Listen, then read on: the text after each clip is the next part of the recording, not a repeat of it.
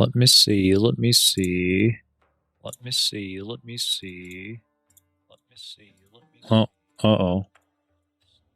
Oh. Uh-oh. That's not good. That's not good. I had my stream up. That's probably just what that was. All right. Welcome, welcome. Seems to be looking like we are indeed live. And the websites are not yelling at me, so that's great. That's good. That's good. Let me get the chats up here. Very nice. Well, today I was thinking we just go over the reveal trailer, do a little reaction stuff, and I'm not going to watch it again. I'm sure everybody's seen it by now. But I would like to talk a little bit about the changes. Lots of changes. And they did the end game like they said they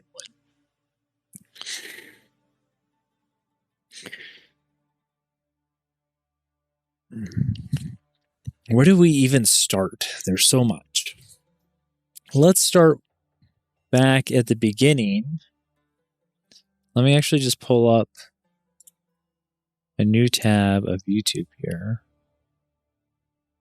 and find that reveal trailer 4 days ago. So we've had some time to dissect this by now. And there's a lot. There's a lot. I think with the first place we should start, though, is the beginning of where you're gonna play next season. Like, how will the start of your game be different? I know it's an in-game focused patch, but that's not the only thing that's gonna change. Because they're doing work on the last 2 acts and they're updating the game still in that area, they're going to change the layout of the first couple zones, probably also to try to make the replayability a little bit smoother so you can find the ends of the zones a little bit better. They might get rid of a lot of the waterways, who knows? Some of the more complained about zones. I feel like this is going to definitely be the best season yet. It's going to be really good. You might, instead of playing for 2 weeks, I think the other seasons were really 2-week seasons. And if you're really good, they were just 1-week seasons. If you get through everything that quick, if you really knew how to scale your character and get through the zones. For me, I think I played so far like 10 or 11 sessions. So I played for like a week and a half. So I'm somewhere in the middle there. And I think only on some of these final ones have I actually done the pinnacle content. They're definitely making the pinnacles much easier and more accessible. But you're going to have the easiest time through the campaign this time, as they're going to give you some waypoints, some more signposting around the game. Oh, this is the temple area. They got temples all over here. They got roads.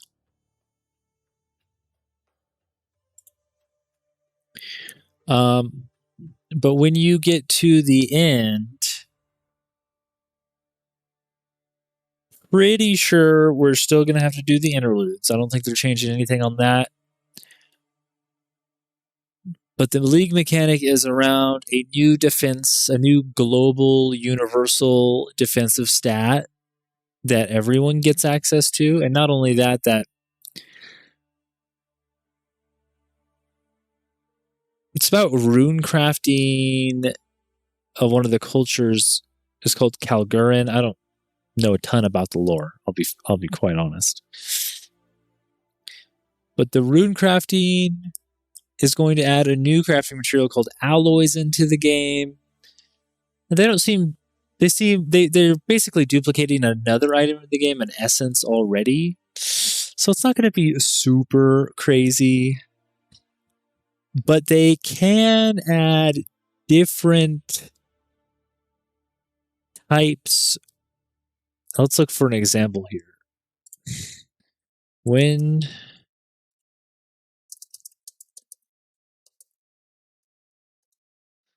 do they talk about alloys? Okay, so right here we have one alloy right here. This is no.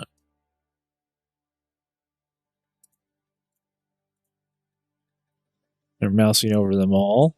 We have a swift alloy, so it is class dependent what it does, very much like the essences. But the shield or focus is very specific. It's only for totems. The expansive alloy. It's got one for minions, presence, mana cost efficiency. The runic one, this is the one for the runic ward. That's your new global defense. It sits below your health, and like how energy shield sits above your health bar, the runic ward sits below your health, and you can also spend it on skills. New skills and new support gems to spend it. Pretty cool, pretty cool. Oh, and here we go. This is a Uthred's Siderius. These are the ones I was thinking of.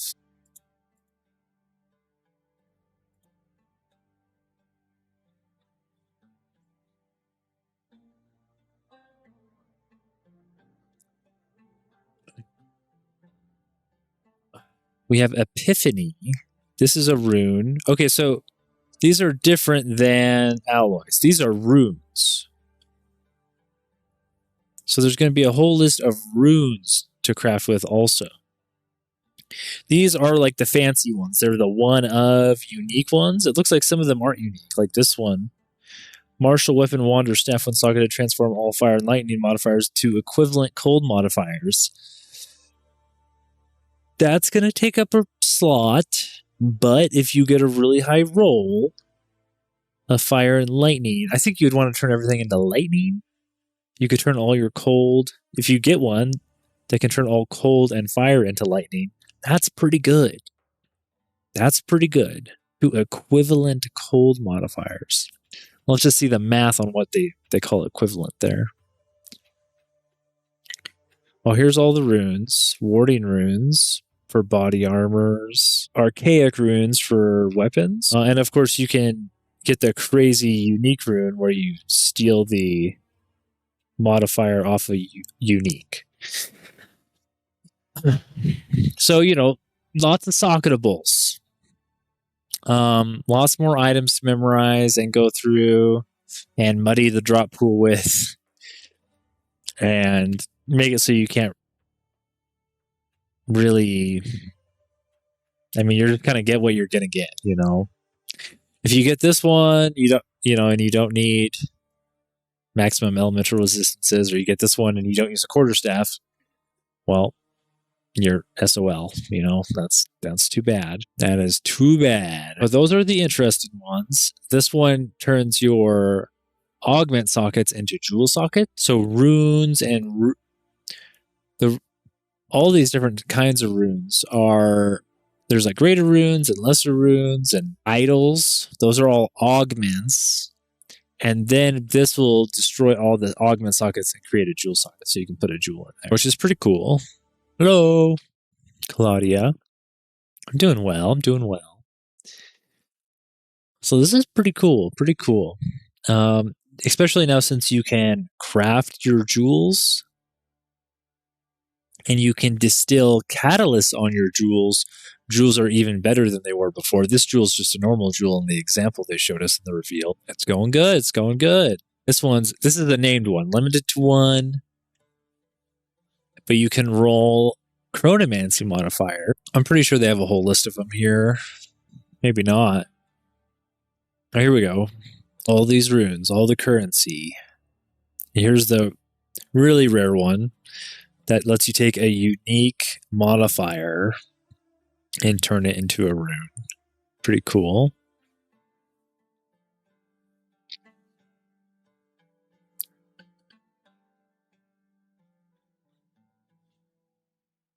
I play all kinds of stuff on the channel, Claudia.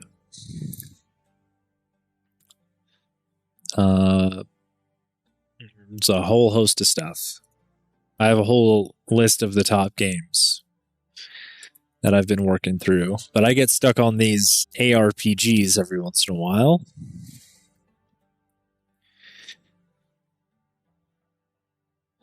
But yeah, that's the first mechanic that you'll run into. Nice. Those are classic.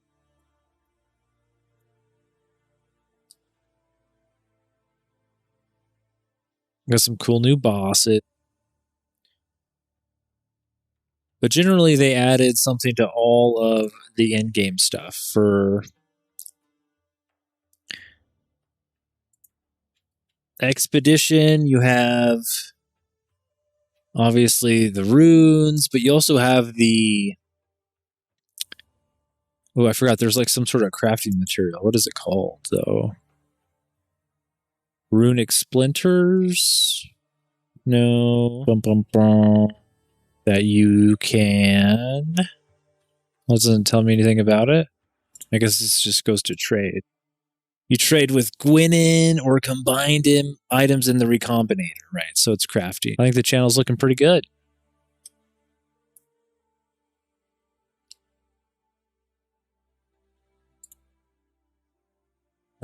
Should put a fresh coat of paint on everything. Updated all the graphics.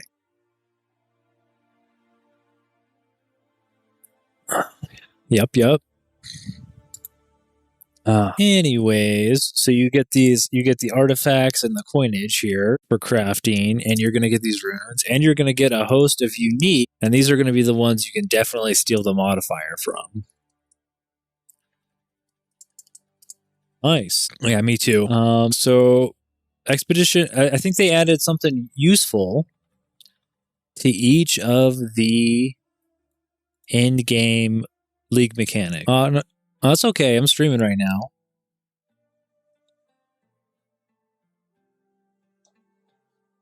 Reach has the Genesis tree. Aelith could create a breach stone and penetrate the hiveborn foothold, but without hive blood, the tree has withered. You gotta get the blood. They added these nice bars to the bottom of some of the mechanics, so you know when you're about to be done or if you're going in the right direction and stuff. That's pretty nice.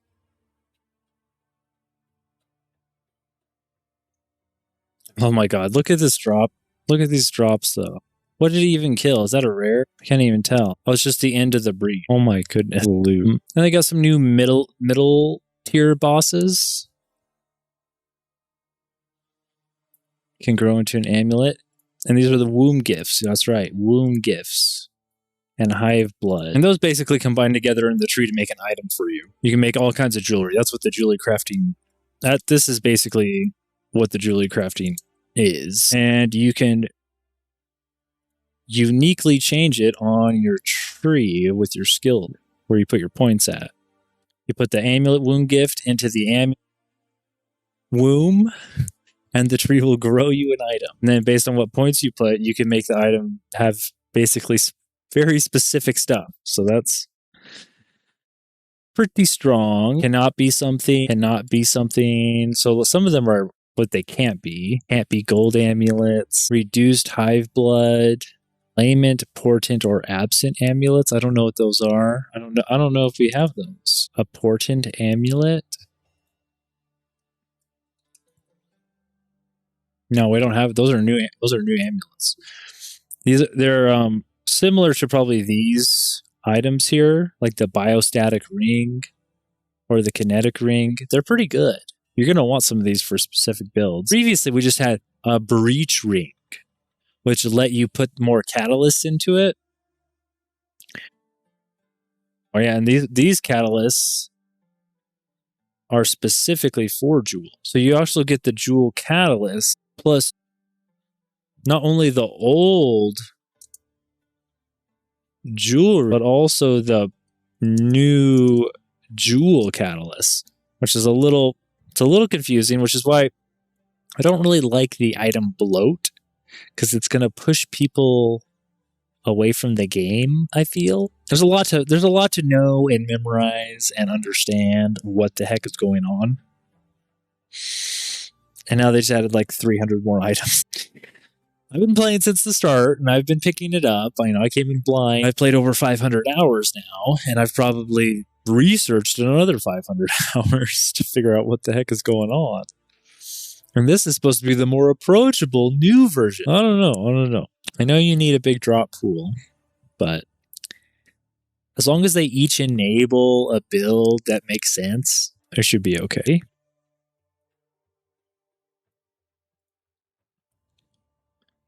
Anyways, that's Breed. Anything else with Breed? Well, there's another. Like I said, there's new middle level bosses, and then there's like, it made it sound like for Breach there's two extra stages of bosses. You have Zesh. There's also talk of the Keepers of the Flame giving the Chayula monk some extra points. Keepers of the Ark. No, that's not it. But that was in another interview. If you haven't been keeping up with everything, I don't blame you. It was information overload when he goes around and does. I think he did like 4 or 5 interviews, and on top of the reveal at the same time. So let's move on to Delirium. I think this is about everything here. Here's some more. This is how detailed you can get with the Breach crafting. Birthed items always have a resistance modifier, always have a life or mana modifier. That's going to be crazy. You can guarantee mana for mana stacking. You can always do an armor, evasion, or energy shield modifier. I think that's going to be, this is only for amulets. So for amulets, I would want this one, but I don't want armor, probably.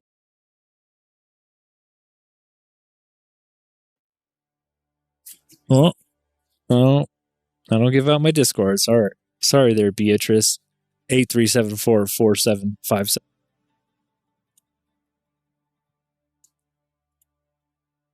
And then here's other. Wait, where are these ones? Elemental resistance modifiers on birth items have a minimum modifier level of 50. Oh, so it's locking in a level minimum modifier level. So they're going to be really high. They're going to be like tier 2. I think level 50 is like tier 3 or higher, something like that. Pretty high up. We can see 40, 40, and 50. Not too hard to check. Modifiers on amulets. A minimum modifier level of 50 on elemental resistances. Oh yeah, it's going to knock out tier 4. You're just going to have tier 3, 2, or 1, which is pretty good. I mean, these are all usable. It's not a huge difference. It could get tier 3 all res, though, which is a pretty low roll. But you're going to be able to craft something pretty specific. Birth items always have an armor modifier. Let's see, look, if that's armor, this is armor. I don't see energy shield. I don't see how this could be energy shield or evasion. And this is a minimum, and then this is always have armor. Okay, so you could probably find never have armor. You could probably find one that says never have armor. What was that one? Suffix modifiers on birth items have maximum values. Okay, so that means that doesn't guarantee a max roll, but if you get a max roll, it's going to guarantee the tier 3 above. But you could also guarantee the top end of each of the rolls. So if you do, you're hitting a 1 in 3 every time you birth one. It's a 1 in 3 for a perfect roll at it. That's pretty strong, but not. I'm probably going to be able to craft some upgrades. That's like legitimately making Solo Self-Found viable strategy.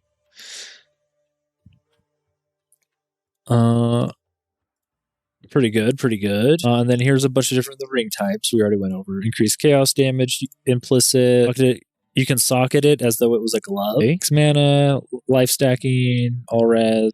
Flat damage to attacks. I'm pretty sure I'm in the flat damage to attacks bucket. I'm pretty sure I'm going to want a kinetic ring on my monk. I think a lot of people are going, newsflash, we've played everything else except monk. That seems good in the game. I could play druid, and I could play warrior, and I could play mercenary. Those are all fine, but I think I kind of actually want to start druid because so many people are on monk, and I'll be able to trade a little bit easier. I hate doing the thing that everybody's doing in a trade economy, because it means that your stuff that you're looking to buy for your character is inflated and hard to find. But at the same time, once people start mirroring items, like people are going to craft those top end gear, you're also will actually maybe get trickled down mirror tier items because people are crafting more of them. So kind of hard to say. Just double check the stream.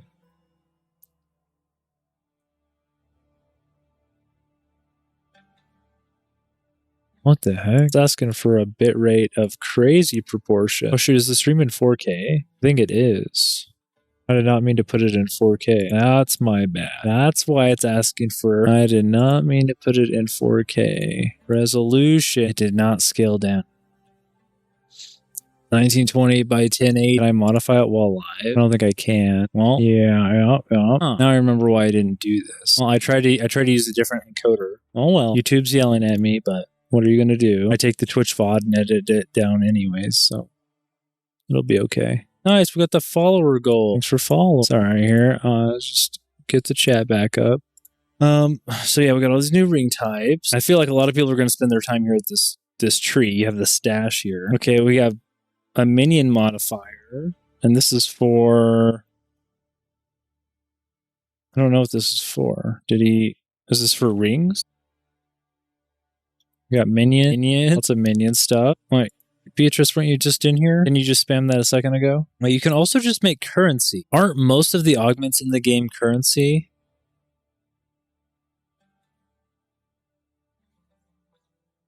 Holy moly. Hello, Rose. And here are the jewel catalysts. Ruby, quartz, tourmaline, nephrite. Okay. I think I understand. Jewel catalyst. That's different than distill. You can also distill the jewels, that's a different thing. We're going to do that. We're going to go to that later. Here's a new belt, the forking belt, which I also want because it adds flat lightning down. And we like flat damage on attacking builds. Cold and lightning. And they just show another giant drop pool. Okay. Look, everyone loves seeing the giant drop pool, kind of, but look how small your inventory is. You can't fit all of this in there. It's like, what are we even doing at some point? What are we even doing? Like, you expect me to read all this? This is like a paragraph of item. And they said, oh, you don't need a loot filter. Listen, I played 3 of the last 4 leagues without a loot filter. I think I played 3 of them. Didn't use a loot filter at all. And I didn't play the endgame very much at all either, because as soon as you get to this point in the game's unplayable. It's bad friction, as some people would say. I don't want to play inventory management simulator. And I don't want to have to, listen, going through as a player and, identifying the value of the mods to put it on the market. Yeah, we can price check easier now, but, you also first have to sift through the items on the ground loot here, to figure out what you want to put in your inventory, because you're going to have to spend time loading back into your hideout and then putting that stuff up for sale. So we filter out a lot of it with the loot filter, sure, but you also filter, having a good loot filter is that part of the skill in the game? Is like, I know the meta of the patch, so I'm going to put a loot filter that filters out everything except for this staff that I'm not going to use, but the staff's really good in the meta, so I want to see the staff because it's a good base for crafting on, and people are buying them for a lot of money, and that's how I'm going to make some money to buy my gear. And it's like, okay, that's cool and all, but it's also super convoluted. I don't know. This part of the game, it's engaging with the economy, and it's really in depth and stuff, but it would be a little nice if they just helped you out a little bit in this aspect here. Because what I do here is I glaze over everything that's going to fill up my inventory. This is what happens. I look over this, I see tier 4, I grab the tier 4 thing because it's going to roll higher than anything else. And then I grab the catalyst, the womb gift, the catalyst, the currency, and the splinters. And then if I'm using a wayward crest shield over here, I'll pick up the wayward crest shield so I can craft on it. And then I also pick up the flask usually, because I usually just craft on the flask because you can use Flask also, so I might as well roll for them. Maybe I pick up the superior Val gloves because those, I forget what the superior one is. I think you can increase the quality on it higher, or is that exceptional? One of those things. You know, I'm like, oh, and so maybe somebody else will want to buy that to craft on or something. Who knows? The point is, that's a lot of mental fatigue, man. That's a lot. Like, can I just play the game? Holy moly! Oh, whoa, wait! You turn the splinters into the womb gift now? Oh, this is a breachstone womb gift. Oh, okay. So just turn now. You get 300 of them. You get the item. You put them in the same stack, and it turns into the item that you need to put back into the tree to go fight the boss. Now you fight the boss through the tree right here, and then he opens a breachstone. Okay, and then you take it, and it reveals a breach stronghold. That's interesting. So for each of them, not just breach, but each of them, for all of the in-game thing, the in-game map is going to be a static, pre-made, pre-generated layout for the first couple screens. And that is going to introduce you to all the quest lines. That'll show you what all the in-game mechanics are like, which will be all the previous leagues in the game that go core. And if they're doing like, I think their plan is to do 3 of these a year. Right now, this isn't even all of them. We also have the Spirit was technically a league. Oops.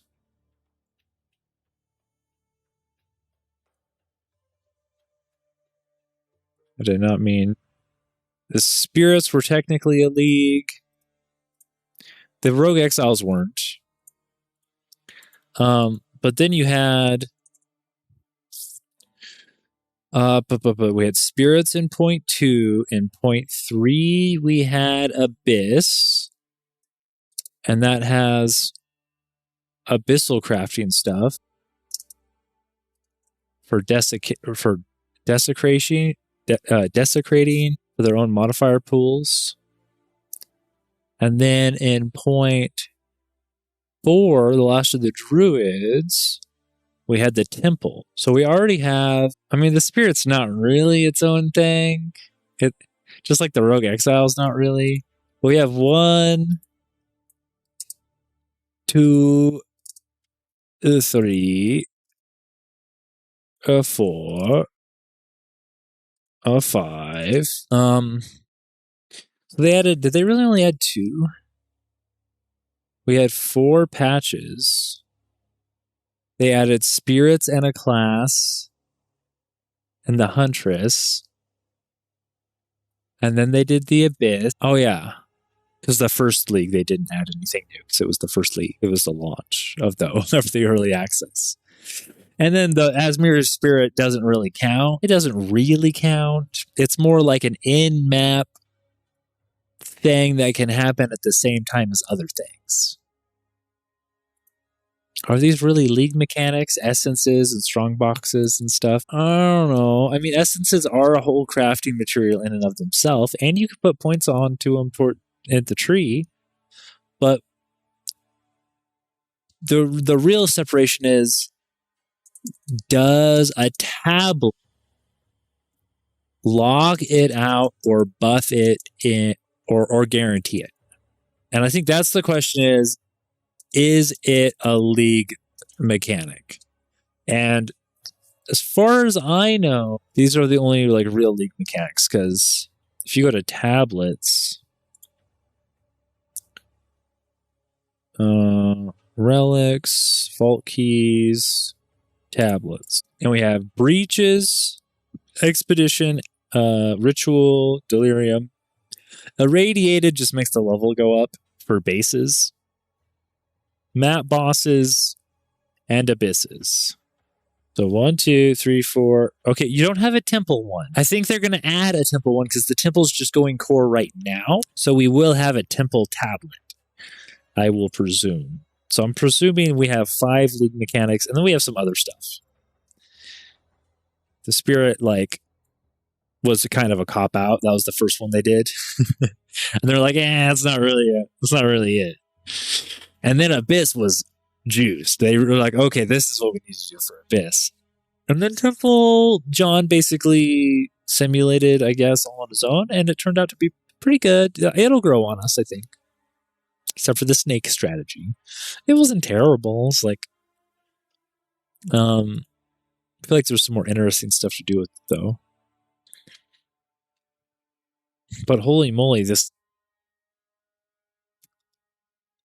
game is gonna get really complicated fast, because after launch, if they go to 3 leagues a year, we're gonna get another one in 1.0. So so we're gonna have 6, and then 7, 8, and then this end game area, this static one that introduces you to all the previous mechanics in the game, is going to get so convoluted that you can't possibly path to all of them at the same time from any one point. Like, even this one only goes to 3 areas, right? Even this one only goes to 4 areas. Even the most connected points only go to 4 other points. So you're going to have to really make a choice, and they're going to have to signal to you through the NPC and kind of lead you as like, hey, do you want to craft jewelry? You should go this way towards the purple stuff. And you should try to fight the breach monsters from this other place. And when there's 20 leagues, a new player is going to be like, huh? Like, what? What's going on? I don't know. I see why, like, Path of Exile 1, is really hard to get into, and it doesn't really make any sense, and you're trying to figure it out as a new player is really hard. This is going to get there so quickly. And I like the game as a battle simulator, a battle simulator, a build simulator, a trade economy. That's all fun. But when it gets to be like a bunch of just mental fatigue trying to like parse your way through everything, that's simplifying and definitely would help. And like at the end of the game, at the end of every league so far, it's just inventory management. That's the whole game. It's like, you want the items to have weight, but when there's a million items in the game and they're all attached to different systems and mechanics, it makes it like, this is why people only do one mechanic per league. They make one character to farm breach. Let's say you want to do this mode.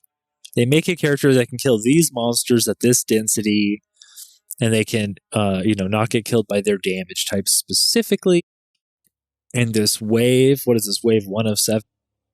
This is a hive that he did, which is new. And then you go to a hive fortress. And then at the hive fortress, you do another wave. Now there's 24 waves here. And then this guy drops a breach lord. Yeah. And they don't show anything else, but there's more. There's more to that. You can just freeze and hinder. Oh, is this a buff? Oh, these are buffs you can activate around it. Now, that's interesting. This one looks like it's burning the player, though. I wonder if it burns you or them. In case you need a little help, you're supposed to activate those when you need help. That's kind of cool. I like having a buff on the map. So you have to like area control around the buff so you can actually go click the buff when you need it. And then this is like a one screenshot of the new mini boss. It that was Toll, and that was Esh. And it looks like he's messing up Esh right now with all these debuffs on him. Not a whole lot you can see from here. It's just mostly the guy like doing a lightning attack or something while the fighter runs around. It looks like he has no mana. He's getting his mana drained, it looks like. And then you fight another Breach Lord, a bigger one. This might be the new pinnacle then. Or this might be, I don't know if this is above in difficulty Zest or below. So I think you're supposed to craft, because it says you need to put rings on the hand. Here's the so even though you can get all the points in the Atlas tree, you still have separate Atlas trees for the different mechanics. And this incentivizes you even more just to trade. Just do this and then trade until your character is really strong. And then go and do all the other mechanics. But if you're strong enough to do this, and you're strong enough to do all the other ones, and if you want to do the challenges, you just go and do all of them. So you have to really depend on what you're playing for at the end of the day. Oh, sorry, Lord. I don't share my Discord like that. Appreciate you for dropping by, though. Let me double check, see if YouTube's still yelling at me. Yep, that's what I get for putting it in 4K. Like a silly man. Like a silly goose. I was trying to save bandwidth by using a better encoder, but streaming to Twitch and YouTube, I'll figure it out one of these days. Anyways, you still have your specialized tree. I'm probably going to go for the challenges.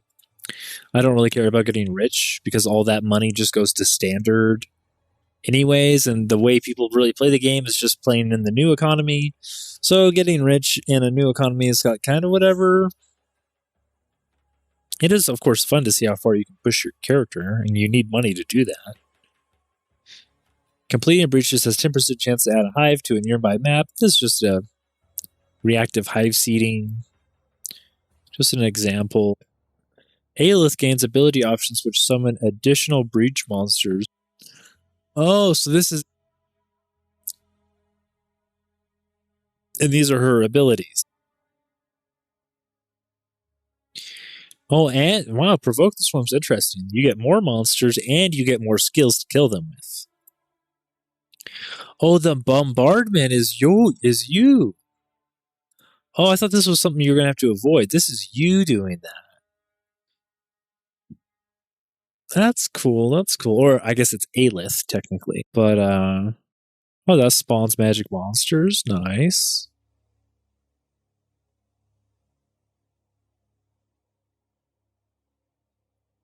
Runs Aftermath Lineage Support Gym. Nobody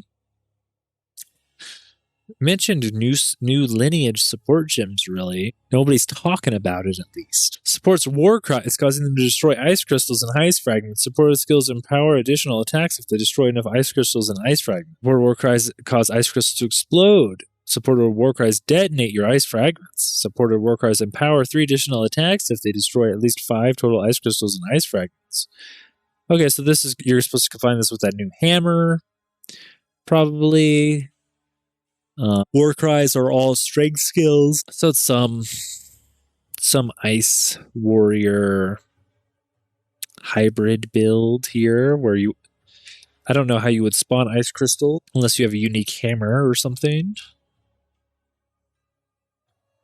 Oh, and look, study the chains. Run.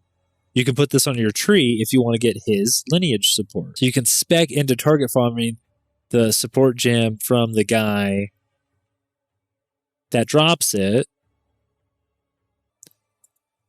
Increased chance to find, and then you get a breeding program. You can pick, do you want belts, rings, amulets, or currency? I think getting a good set of rings or amulet would be really good. Killing Run will allow you to return his head to the Genesis tree to unlock the Grasping Orchid. Alright, so you kill Run, the Marshal of Zest, you bring his head back to the tree, and then you have to fill it with rings. And it looks like there's still breach rings in the game. Because these are breach rings. Not the special new ones. And I mean, these are good. These add plus 20% to maximum quality. So if you get really good modifiers on the ring with really good tags, then this might be better than one of the new bases that they're adding still. Hard to say. You'd have to test it out in path of building and move all the numbers around to get an exact thing, based on what you have, what you can buy, crap. But if you had 3 flat damage attacks on your prefixes on your ring, then you add the catalyst to raise all the attacks, you get another 20% to all of those. That's probably going to be better than a different implicit. I know at the end of the game, a lot of people gold rings just for magic find. Actually, they just try to, because it's hard to get and hard to scale up, and eventually you can just kill everything anyways, and you're immortal. So you just want magic find. But yeah, then you have to put how many rings? 60 breach rings on this bad boy. Hopefully bad ones. Hopefully trash breach rings. Just put trash on here, I think, and you exchange them for something really good. I don't know what it's going to birth, but it's either a token for a crazy boss fight, like the actual pinnacle boss is behind this, or it's just going to give you some giga ring, I'm assuming. Like a perfect rolled breach ring or something. Okay, well that was like, we're an hour into the stream and we've got through like one of the mechanics. That's going to be a long stream. I think that's basically it, because this is ritual. I guess we can just go right into ritual.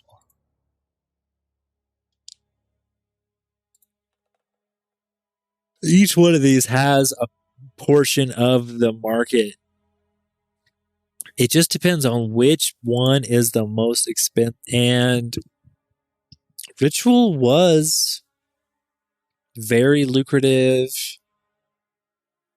last league. I mean, the omens, you need the omens to craft. Like, if you're not using an omen when you're using your currency, a lot of the times you're just doing it wrong. So it is what it is. Blah, blah, blah. It has a new NPC. It's the same mechanic. You do the altar. You kill stuff around the altar. Except here, we're getting rid of all the trash loot. We just have uniques, which are probably a bunch of trash uniques, and then you have the omens. So you're going to just be able to find that stuff way, way easier. Let me bring the camera up here a little bit. And then anything that you don't spend, you just offer. You don't waste it. You just offer it to tribute it to the king. And then once you get enough tribute, then you can fight the king. Kind of the same deal.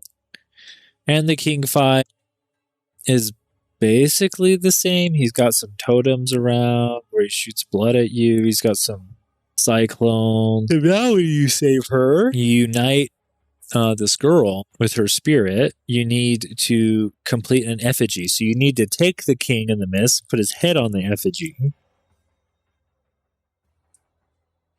And then that lets you do a room with a ritual with a boss on it.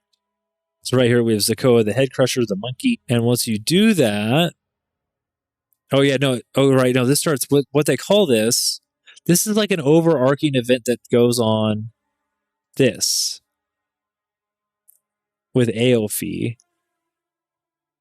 This is the trial of the Nameless. So you're gonna kill the Nameless king and then put his head on the effigy, and then in the Atlas you're gonna start an event where like these ritual sites, as part of the trial, the next 5 you do, if you keep winning, I don't think you can lose during this, is that you kill a boss like the monkey at the ritual site, which they don't normally spawn bosses, just rares and stuff.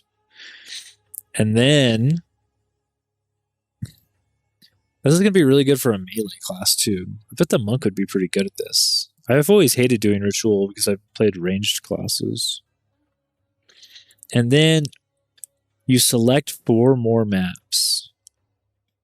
And you get foretold prophecy proliferations and rewards from them.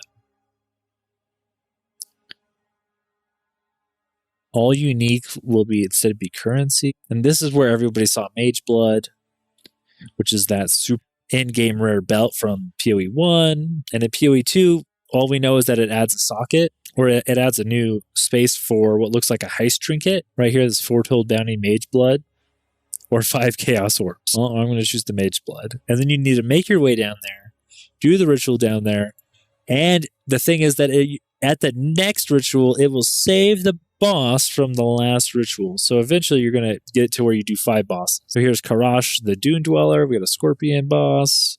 And now we have Karash and Vorik, the Infernal Engineer. So you have the Flamethrower guy from Act 2 and the boss from the Trial of the Seconds. And then the next one, it looks like he did Diamora, Song of Death. Now we have 4 bosses. And this guy has like a crazy... Well, he's not dying. He's probably got God mode on. Or he's in some debug mode. And then once you do, I think you need 5. I think you need to beat one with 5. Yeah, this is 5 bosses. And then you complete the Trial of the Nameless, and then you go back to the place where you put the king's head on it, and it on the effigy, and you fall down into a pit where you have to do more rituals, it looks like, until...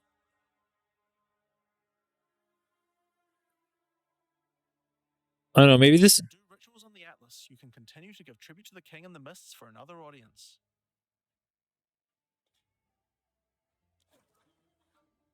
Pick another forest to begin the rite of the Nameless once more, and this time with a harder pinnacle boss and new unique items to find. Okay, no, this is just going to the pinnacle boss. So this goes... So once you're here, once you killed the last pinnacle boss, and then you do the Trial of the Nameless, kill 5 bosses on one ritual zone. Then you go to this pinnacle boss. And they don't really show you it here, but it is... maybe they show you some here. It's the bivouac. It's this guy. It's a big old cow. It's a big old cow guy. Very cool, very cool. Do they show you any... Here's some nodes. The Rite of the Nameless changed for 1 additional map, so you could do 6. You could do 6 bosses. Rite of the Nameless maps have 50% chance for an additional reward modifier. Double foretold. This is really good if you want to get that mage blood. That's doubling your chances at getting mage blood foretold. It's pretty good. It's pretty good. Like this is good. Ritual altars have 15% chance to be built on Summoning Circle. Summoning an additional boss. That's good. Summoning Circles just... Oh, I forgot about the Summoning Circles. I need to add that to like these weird... Up here, you also have Summoning Circle. I guess technically you have shrines, but shrines don't really... I guess technically you have shrines as in-map stuff. Yeah.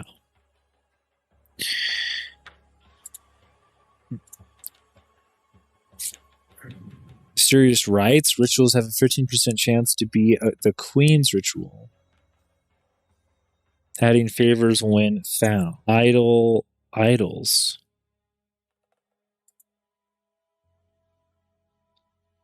Oh, the Queen of the Mist. Right.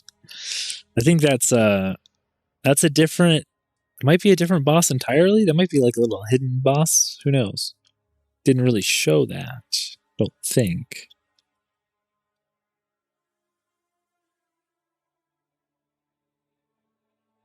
All right, now it's just doing like a recap.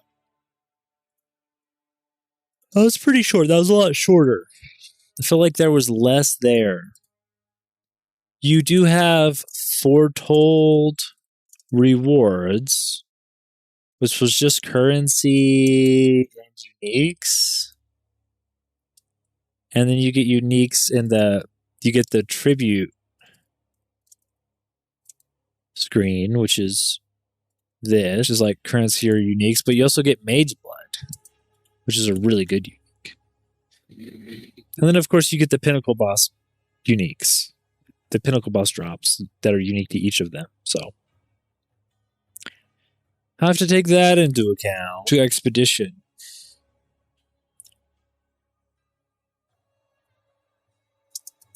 It's way earlier.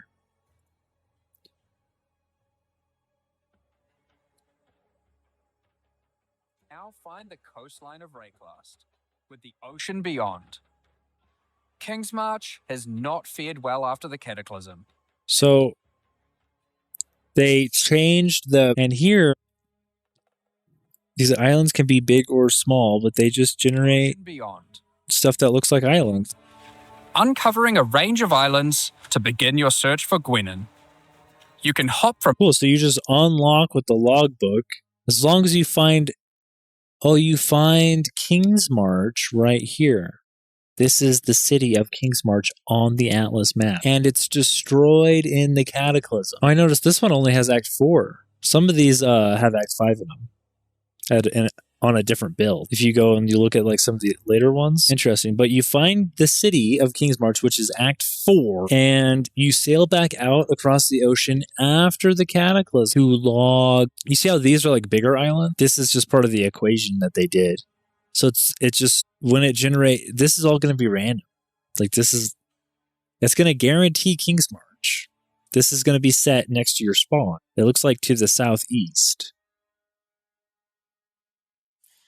But I don't know exactly how strict the spawn is, if it's going to spiral around or there'll be like slight variations to it. But they talked about how they did all this, and all this is still randomly generated. So how they're all connected, how big the islands look, which ones are mountains and which ones are seafloor. It also looks like how shallow the water is. It looks like this is really shallow and this is deep. And in the deep, they have a shipwreck. Oh. That's kind of interesting. Island to island, doing many new encounters. There are islands with expeditions, grand expeditions. So what's the difference between an expedition and a grand expedition? I guess that what a logbook expedition used to be is probably a grand expedition because you had to spend the logbook to go to it, and it lets you blow up the whole map. The whole map is one big buried and marked thing. That's what all these little flags are, if you haven't played before. All of this is going to be buried and marked out. That's what a grand, and then some of them will just have a little one. All right, see, and a grand expeditions also have this, which is a whole nother little mini zone in the map. If you blow it up, you get to go into the little mini zone. They're pretty small, but some of them have a boss, a big pinnacle boss in them. That's what Olroth himself before was just hidden in one of these. New bosses and all sorts of other unique things to find. And there's we know what this guy's name is. We know who this is. Because in the press kit, if you don't mind me for a second to indulge, we have Ulthred, the Star Drinker, in the press kit. This is what he looks like. And this is pretty close to this. This boss room looks different than this, though. Just a little bit. But it's pretty close. I'm pretty sure this is the same guy. Let me look at this other screenshot. Yeah, this is the same guy. This is like when he walks in. Right? You got a little scythe on him. This guy doesn't have a scythe in this picture. Maybe there's different bosses. This is a different guy than what that guy was. That guy had 2 arms and a scythe. This guy has 4 arms, and his runic spiral's unclouded. So maybe you need to kill that guy first, and it's like they keep spawning out of this doorway or something in this fight sequence. Kalgurin, Medved. Medved. It's just a shame that Medved isn't as dead as you previously assumed. So you're going to go around with your logbook until you find Gwenin, which hopefully has a set place. So not one player's spending 10 logbooks and another player's spending, one. And then you fight Medved, which he does this runic stuff. The runic stuff, by the way, if you've ever done Expedition, these runic attacks hurt. I don't know. Can we look and see what type of damage they are real quick for my own safety here? We have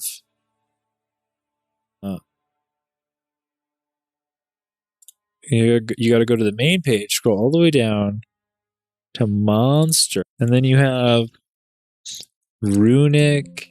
They're not even called runic anything. Hit that creed, aura, big power. I don't even know what they would be called. Twilight Order Pre. These are just campaign names. They rename them. That's the issue. These are what they're called in the campaign.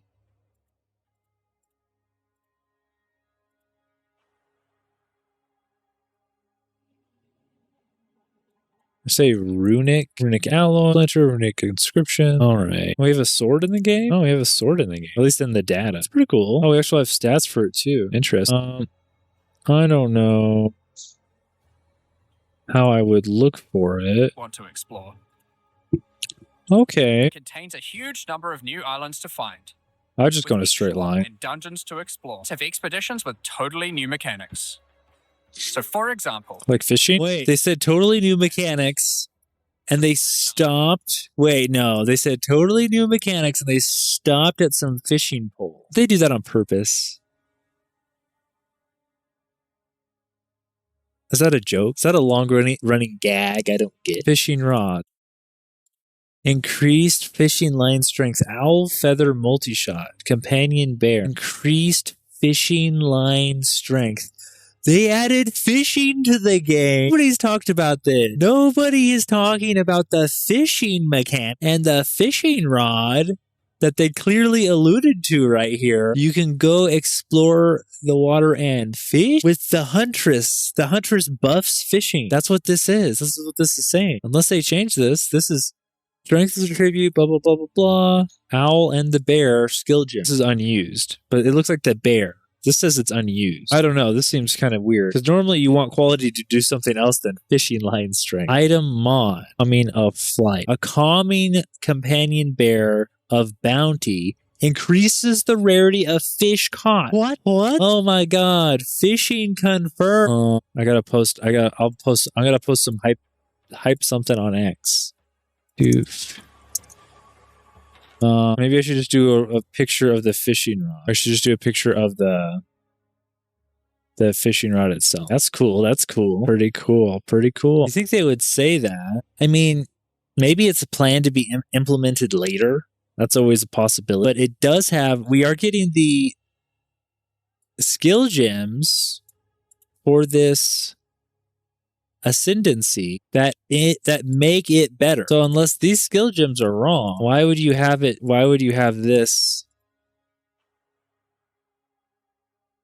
on there as your quality if you can't fish? And they told us right here that you can fish. Look at what are these? What would these be if they're not fishing rods? Well, maybe this is an even cooler thing to post because this is like you can't edit posts. I could just delete it, huh? Because this makes me feel like a conspiracy theorist, right? Because this is just a screenshot from the game. So this is even funnier.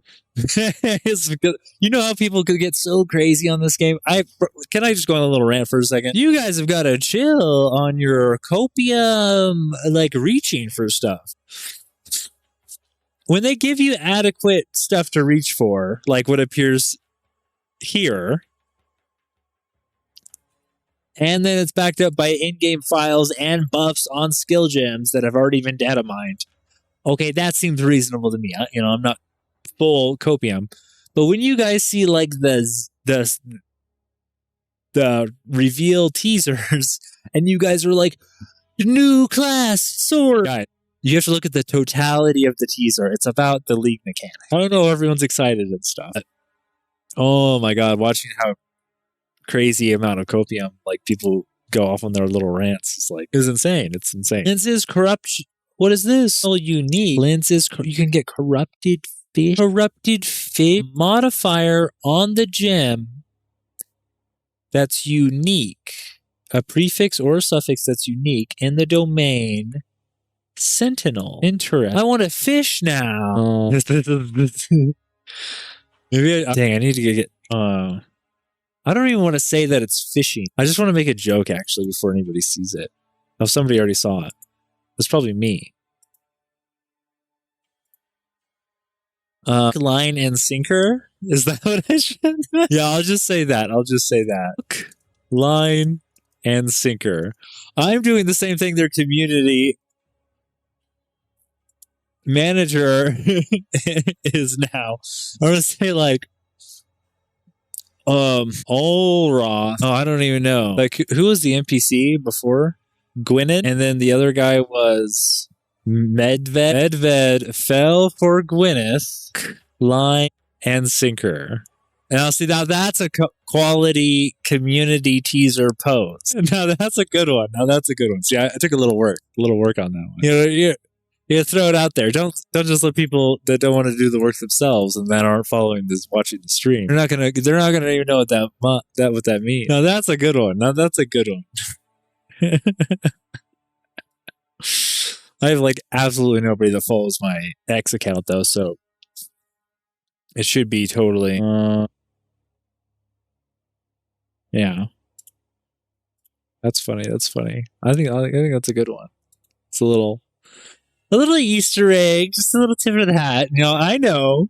If anybody sees it, I know it's coming. I figured it out. This is why I do this stuff. If you guys don't know, I've been taking in this information for the past couple days. Just like, okay, I know I'm going to play the patch. So, but do I really understand what's going on? Not unless I can repeat it back to an audience. I don't really know what's going on because I watched the same thing you guys did, but did I really? Unless I have to also deliver the same thing they did, I can't really fully parse through it. And then we find cool stuff. Like that. That was really cool. Now, after you have defeated Medved, you will find another logbook.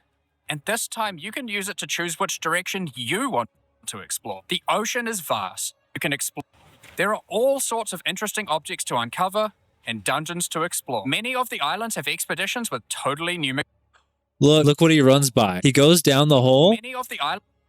Look what this is. This is a fisherman's cove. Nobody's talking about this. People love fishing in these games. It's fully on screen right here. So you need to get a fishing pole. That's so cool. And you need to come down here to post. I just have to post it a little bit. I just have to seed. I have to seed it out there. When I figure something out before a community has gotten all the way around to it, oh my goodness, I just go a little crazy. Eating this around in the Discords real quick. I can't post images in this one. Just do a little seeding of the thoughts. Let's see what people say. Should I do it on the official Discord though? I mean, they are just memeing in here.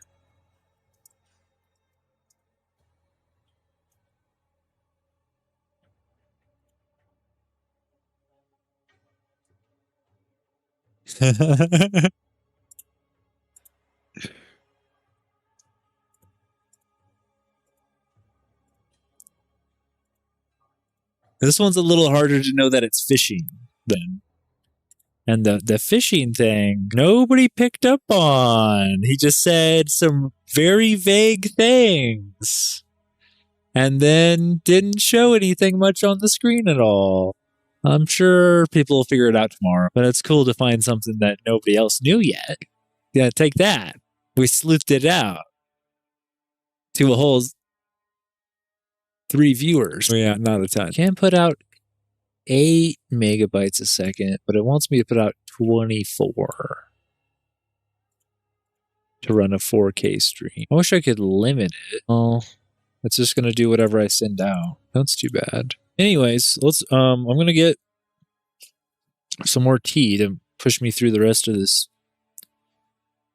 video. This is going to be a long one. Nobody watches my content unless they're down for a long one. You can search now too. You can use the AI to search my long form content for specific subjects, and it has AI generated transcript uploaded with it already, and then the AI can search through that all. It's like how I'm doing with this. You just ask Gemini. So the long form content is still useful, guys. You just need to type a little bit to parse through it, and you'll be good to go. It'll be good to go.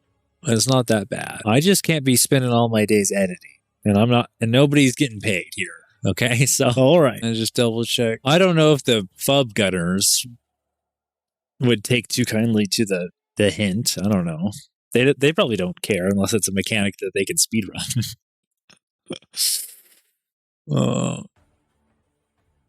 I know Talkative Tries community will probably enjoy that. If anyone can parse out what it's about. Was it 2 people seen it? 3 people seen it? Or is that just me 3 times? I'm so glad we found that though. Holy moly. That's so cool.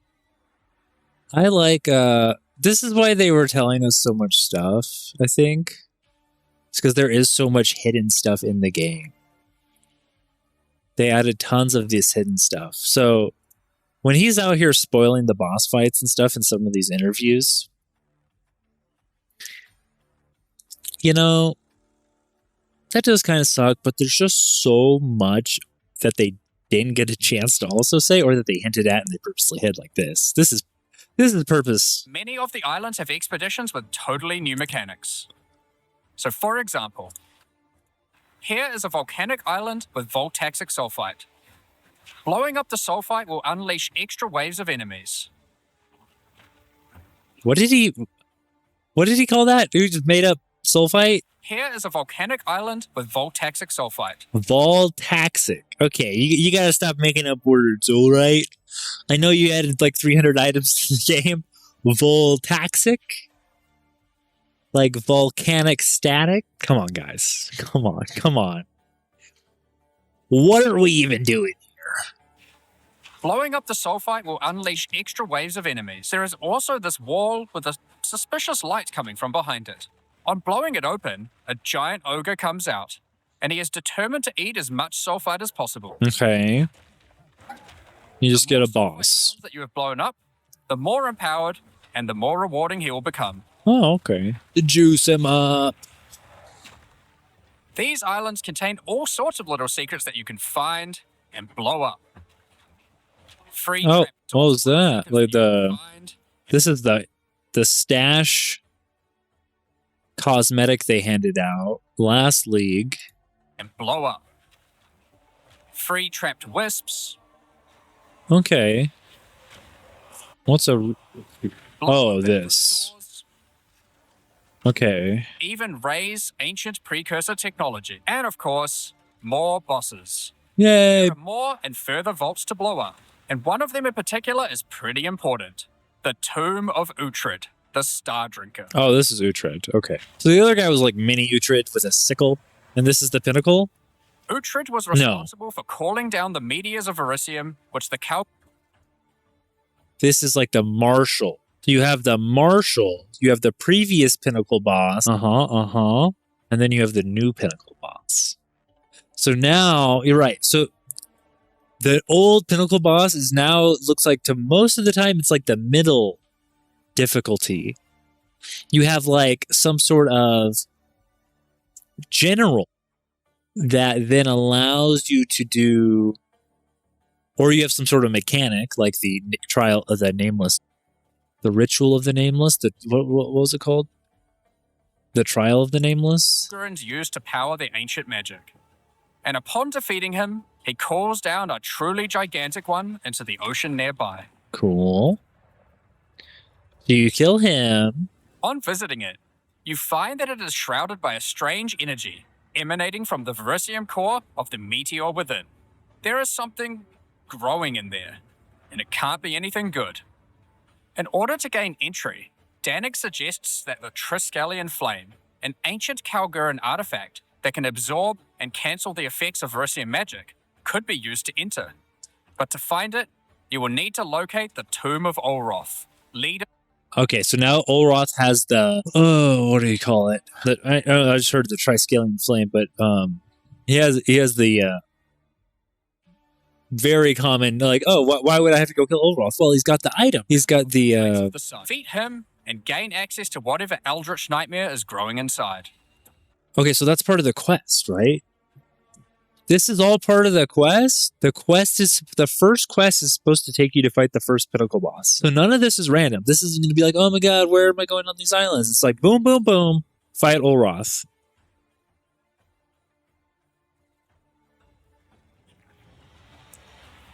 Now, we're not going to spoil the boss, but one thing you should know is that the Verisium that makes up the core of the meteor is of a quality that has not been available for millennia. And this is accessing the boss. Bringing this to Pharaoh and Danig should allow them to forge some objects of power. Okay, this is a unique. You take the big shard, and this is one of the uniques that you can steal the special thing off of. So you can turn, with Olroth's legacy, this section here, one of these special ones. These are like normal modifiers. But like lose all runic bindings when you shapeshift to gain an equal amount of unbound potential. Gain 1 runic binding on hit with spells, no more than 1 sheet second. This is that you could take that off of this, turn it into a rune, put it into another body armor, and then you have this rune that's helping you. Hopefully, it's good with your spellcasting shapeshift combo gameplay. The creation of which has been lost to time. So That one might not be very good for or exciting for a lot of people because they don't like combo gameplay. And there is a lot going on. To sum all that up, there is a new encounter with over 30 new monster types and over 30 new rune modifiers to enhance them. You can create more than 100 new runes to craft your gear, as well as dozens of other new currency items. And there are new quests added to the campaign to unlock even more new crafting options. New quests added to the campaign to unlock even more new crafting options. Nobody's talking about that either. That's probably why they are reworking the pathing in the campaign, because there's new quests. So they want to give it to you in a certain order or different order. Okay. Rune forging armors, creating uniques. I feel like I'm missing something, though. I wanted to say something back here. What else do you get from the boss? Is it just this hunk of that you turn into a unique? That 30 new monster people are going to types want and over good 30 ones of new those. Oh, quests added. this is why I think the only reason they made this rune thing the league mechanic is because people wanted more options and complained about not having the crafting bench from PoE1 in the game, and that they couldn't get enough runes to solve their problems. I think that's probably why they did this. They're trying to solve another issue with the game, which is not having the crafting bench still. But they did it by like diluting the pool, but you also get to pick. Right? You're going to be able to pick, but based off of the rune shape combinations you've unlocked. I think the campaign's going to be easy. I think it's going to be too easy. Honestly, if you're in a trade league also, it's going to be a little easy. Dozens of other new currency items. And there are new quests added to the campaign to unlock even more new crafting options. Rune forging armors, upgrading uniques, dozens of new Kalguran skills and supports, tons of new islands to discover by exploring the ocean, 5 new bosses, including a new pinnacle boss, and a bunch of new uniques to top it off. But there is still a ton more to come. It's time to talk about the massive changes to the endgame. But for that, I'll hand it back to Jonathan. Now, as Mark hinted at before, the endgame atlas is very different now, and the ocean to the south is the least of the changes. The entire area around your starting location is now teeming with new quest lines and things to discover. Yeah, you add an ocean. Why wouldn't you add fishing when you add an ocean? Will you investigate the strange forest to the west? The cracks in the earth to the east? Or perhaps visit the ruins of a vile city in the north?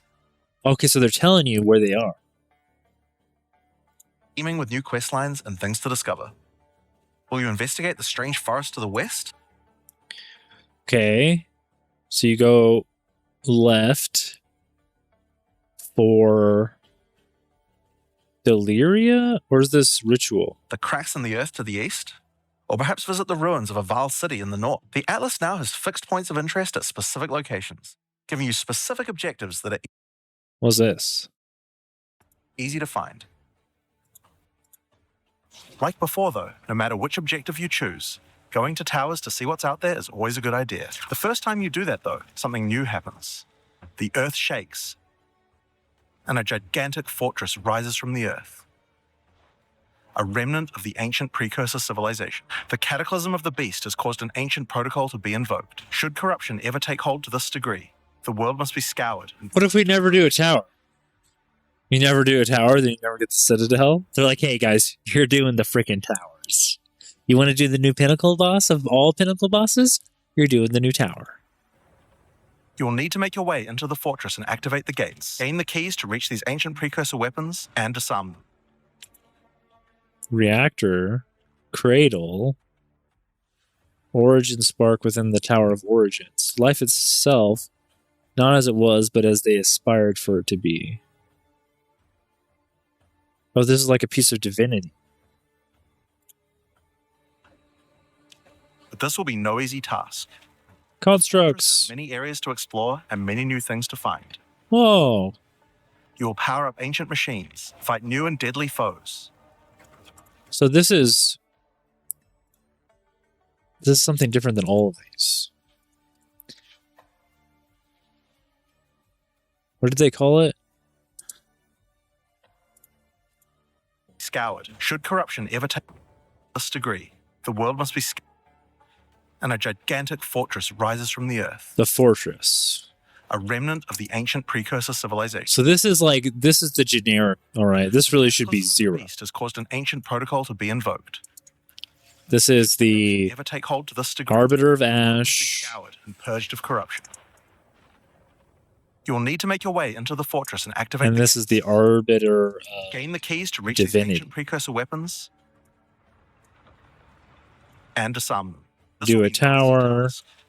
The fortress has many areas to explore and many new things to find. And then it says You will power up ancient machines, fight new and deadly foes, discover many new areas, and uncover some dark secrets. Now, the fortress is the first of the new full endgame storylines that we're adding in 0.5, and there's a lot going on with it. But not only that, it has some pretty cool new mechanics as well. The areas inside the fortress are special. Many of them have new mechanics or rewards that they grant. Like this map, where all the rares are contained in Essence Crystal. Like a lot going on with it. But not only that, it has some pretty cool new mechanics as well. there's a lot of stuff. The areas inside the fortress are Crystallized 20 essence packs of the area contain an additional rare monster. Okay, so it's just special. multiplying New mechanics the garbage. like So this, all the where in-map all the stuff. rares are contained in Essence Crystals. Or this one, which replaces all monster packs. This isn't really a league mechanic, unless they add tab.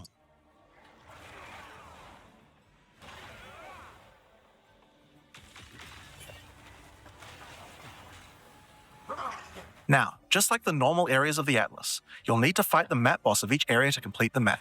But unlike a normal map, the ones in the fortress each contain precursor nodes after the boss, and activating these nodes will give you points for the new and improved Atlas passive tree. Gather Now, we had an Atlas precursor passive tree before, but it nodes. was one of the areas of the endgame that just wasn't up to scratch. The Atlas tree now works quite a lot differently. We have So you're going to want to go in here even before you go do your league mechanic. This isn't even like optional. This is like the end game.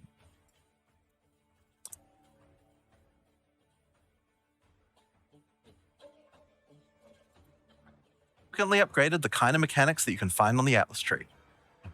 Like this one, that gives a chance to make rogue exiles you fight. And all of this engages in the stuff that can be on any map, right? So the in-game league mechanics, you log out from each other with the tablet. This storyline in the fortress multiplies the in-map mechanics that can stack and interact with each other.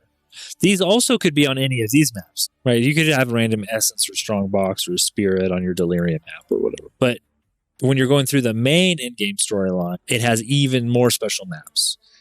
And my assumption is that you're going to be able to have more than one fortress, but I'm not sure. Every time you do a tower, it lifts and move to an adjacent map. A fortress? No, I didn't. Before They you didn't fight say. them again, they'll upgrade their gear and come back with a grudge this time. There are also a lot of nodes that combine mechanics together in new ways, like this one, which lets Asmeri spirits possess strongboxes. All the regular monsters that come out of them are touched by the spirit, and the rares are all possessed, giving you some incredible loot potential. Okay, yeah. They can interact in more ways. That's cool. You get points from every single area you complete in the fortress, and unlike before, that means you can allocate the entire Atlas tree. Yes, this whole tree can be yours. This change is pretty important, since it allows us to be able to create many types of bonuses that we wouldn't have been able to create before. That's great. Leaders, allowing you to get 2 crisis fragments. If we'd done this kind of thing in the old tree, That's cool. we'd have wanted to spec summoning circles or rogue exiles. But there's also nodes that contain more unusual I think that's fine. So, for example, on this node, you can This one choose. seems fine. Do you want to give a People chance to complained shrines, about this, like everybody gets everything, but you don't Make it really. cool. It just means that your big notables, like your keystones, Would you rather give a chance to be given a shrine buff before entering boss arenas, making for an easier fight? you got to pick. And most of them are an option of reward pools or difficulty. Now, one of the really important things we wanted to do was make it so that all the boss fights in the endgame are now accessible with a quest line. That means that to fight the Arbiter of Ash for the first time, you don't need to get lucky by finding keys. They will be in fixed locations and there's a quest to get them. But the Arbiter of Ash is no longer the pinnacle of Path of Exile 2. For that, you'll need to travel into the very center of the fortress. So you get the keys.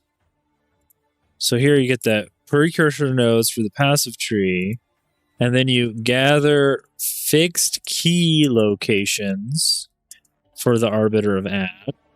And then you travel, he said, travel to the center of the fortress for this guy. Waits you should you choose to go there. Okay, so this is going to be fun. You still unlock keys for pinnacle bosses in the usual way. After the storyline, you still unlock keys the normal way. Exploring the world and finding the keys required to get to them. Uh-huh. We have added a lot more interesting things to find out there as well. Oh, so the stuff you can also get after you do the fortress quest, the in fortress stuff is also going to be randomly generated around. So those are just mods on the nodes. There are now all sorts of mechanics that can spawn on maps in the wilderness. For example, some maps might spawn as a rogue exile hunting ground, containing multiple rogue exiles who are there to hunt rare beasts. You might come upon them in the middle of a fight and be able to take out both of them. Or a map of champions that makes all the natural inhabitants of the area into magic monsters. Or this one that causes all shrines in the area to release as merry spirits when used. That's cool. I love how thematic they are. Once you have explored and found your keys, you can return to fight the pinnacle and the fortress again. But this version of them will be harder. Okay, so it's going to be the same fortress. You can find new keys, but go to the same fortress. Gotcha. Not only that, you will have new unique rewards as well.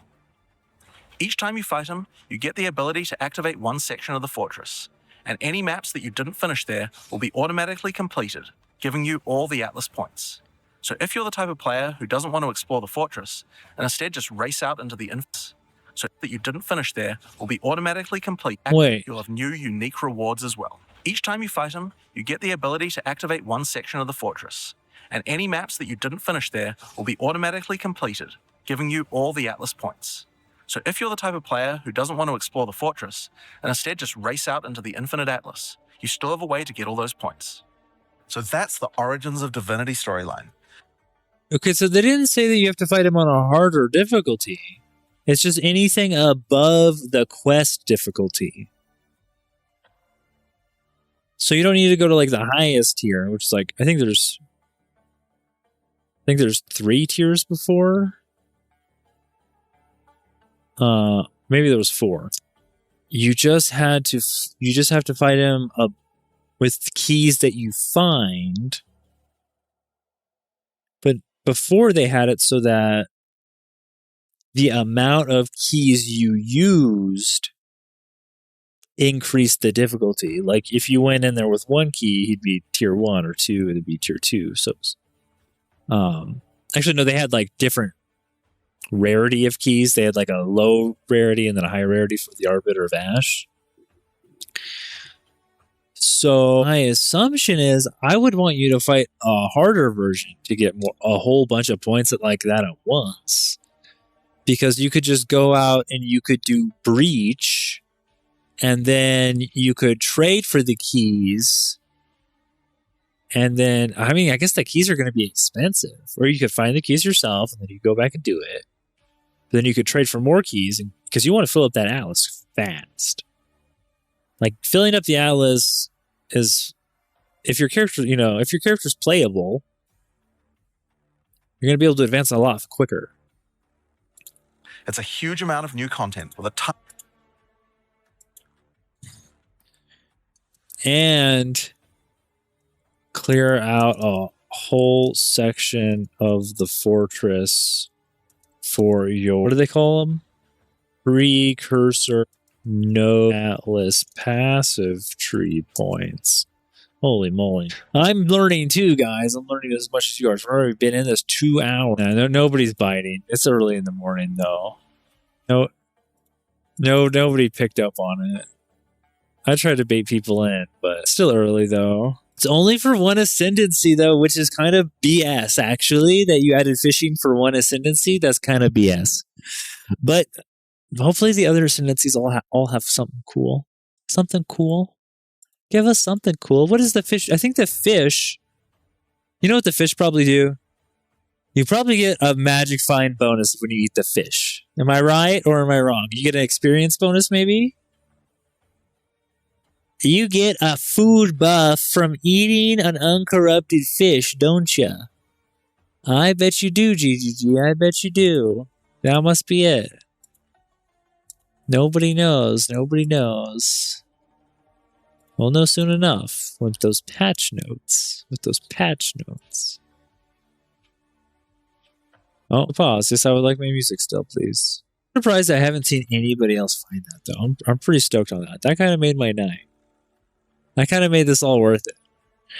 Also, I think I've learned a little bit more just going over it. But let's continue. What else? We still have so many things left to do.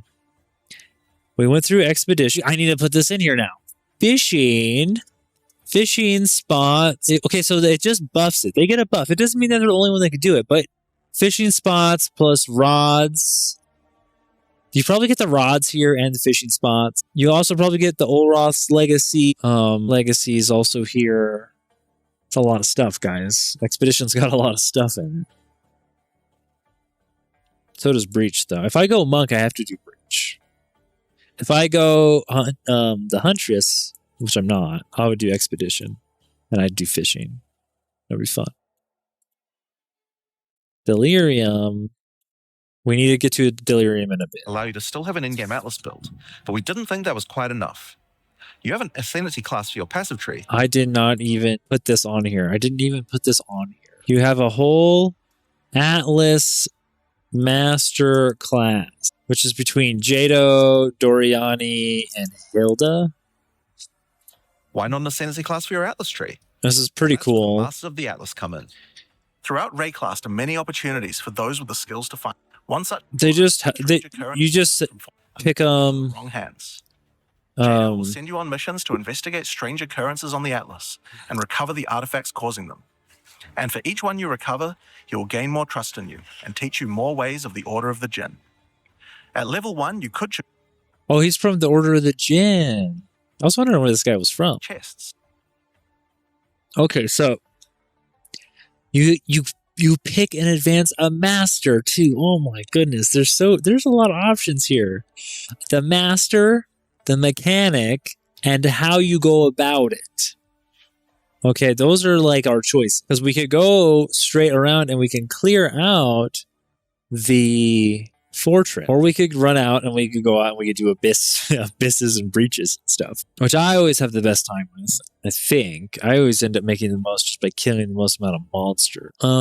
Yeah, I think I would want to do breach because the catalysts that you choose on your rings define the rest of your build. If you're going to do resistance catalyst, if I know I'm going to do attack catalyst on the rings on an attacking character, which you probably should, it's a little more iffy.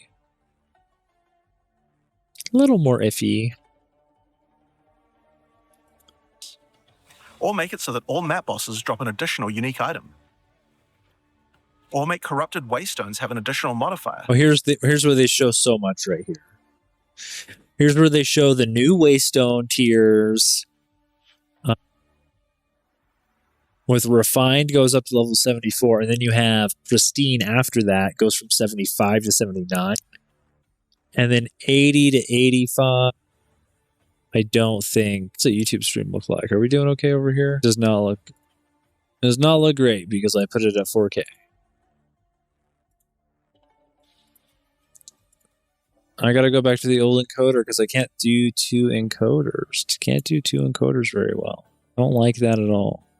I don't know how to rescale the output with the OBS plugin. Or make corrupted waystones have an additional modifier, but at the cost of making them send you to a totally unknown location. Each mission you complete for So those guys that are complaining about, oh my god, Meyer sucks, I don't want to run Meyer. Just take Jado as your first guy. Jado will unlock another row of abilities and give you another point to allocate, letting you choose how you want to specialize.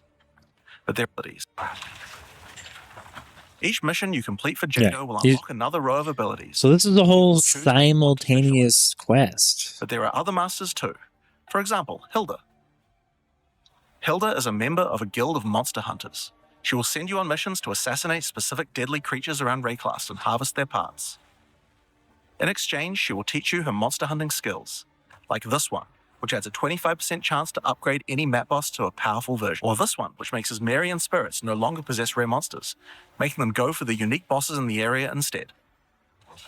You might notice that many of the effects on these are pretty both good. upsides and downsides. So Hilda, for example, can make it so that you only get one attempt when fighting pinnacle bosses. But in exchange for that, they always drop 2 uniques. Because of that, we wanted it to be easy to swap between them depending on what you're doing. As you unlock each master, they will appear on the side of the screen. Simply click whichever one you want to use to run the map, and all the bonuses you have selected for that master will be activated. This allows you to have a few different strategies that you can quickly pick between, depending on what you're... So you're going to want to do all 3 quests. Now, one thing that's been pretty obvious is that the endgame leagues we created when launching Early Access in 0.10 were not really up to the standard of the leagues we did since then. Fate of the Vaal and Rise of the Abyssal just have a lot more going on than Delirium or Expedition, for example. We wanted to do a serious upgrade to all of these mechanics before we do our 1.0 release, and so that's what we've done. All 4 of the leagues we launched in Early Access have been upgraded with not only new quest lines, but new mechanics, new crafting systems, new uniques, and new pinnacle bosses. One of the really important changes we made to all the leagues is that you can now find them on the Atlas in specific locations, and each one has a quest line that will lead you there to being able to complete the league. Actually, I don't do this very often, but I'm going to split the YouTube bot up since I don't really use it anyways. It'll be 2 YouTube bots. And we'll go in past the masters here. I'm going to try to change the resolution over there.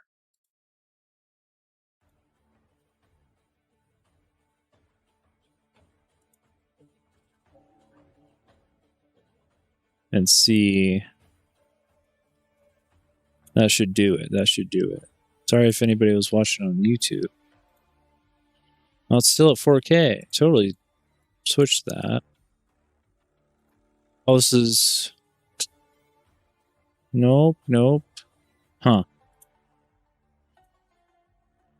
Well, it says the stream health is excellent now, actually. It's still giving me the option to try to do 4K, but I think it actually switched it. I think it's just a video player issue now. Okay. A little troubleshooting. Trying to get the most out of my bandwidth here, using a higher codec for you. That.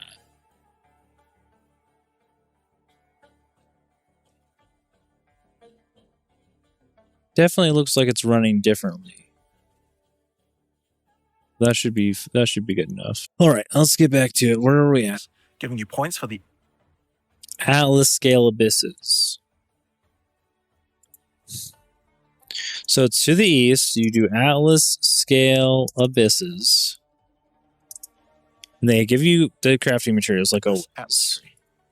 At the end of each Atlas Abyss, you'll find an Abyssal Depths with the boss fight for one of the Abyssal factions, giving you a guaranteed way to fight them. And after completing all 3, you'll get a key for the Well of Souls. Oh, so it's much easier to do this. So you get a depths guaranteed with 1 boss to go to the Well of Souls. Of Kulamak. This kind of thing makes an in-game league so much more friendly for new players, giving people obvious goals and a guided experience to complete them. Alright, so let's talk about the first of the upgraded leagues, Delirium, and its new storyline, The Hare and the Raven. As you may remember, during Act 4 you were tricked into releasing an ancient entity from... Okay, so that one, they were pretty happy. Abyss is pretty cool. They didn't do much to it, I'll be honest. They just made it so that it shows on the map. and we guarantee the depths, and you can just do that, and you can get to fight the vessel really quick. Oh, no, never mind. It's still giving me the same warning. Like it's trying to send out 4K. Wonder if I did it backwards. Maybe I'll have to do that later. I'll use the plug-in to stream to Twitch because Twitch has the lower bandwidth, maybe? I'll figure it out. Ardoe prison, known as Tangazu, the Raven Trickster. Tangazu delights in breaking the minds of those who step through his mirrors.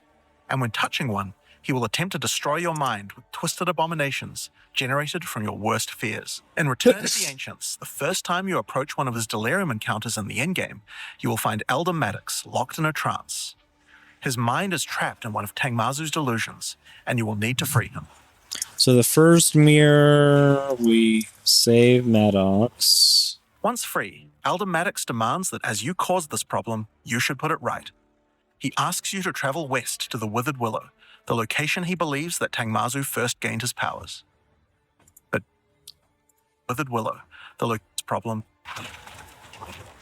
Once free, Elder Maddox demands that as you caused this problem, you should put it right.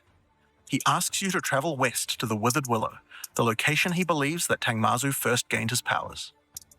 But be careful. As you travel there, the Raven Trickster will attempt to break your mind.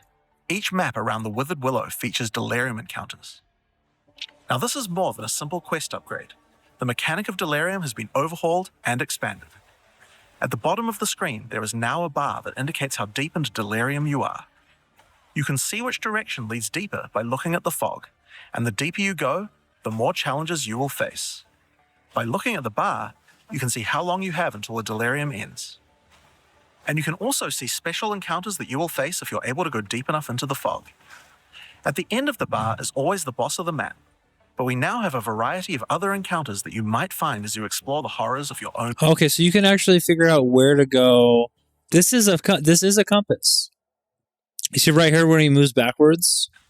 But we now have a variety of other encounters that you might find as you explore the horrors. He moves backwards and he moves backwards on the bar because the fog is moving to the right.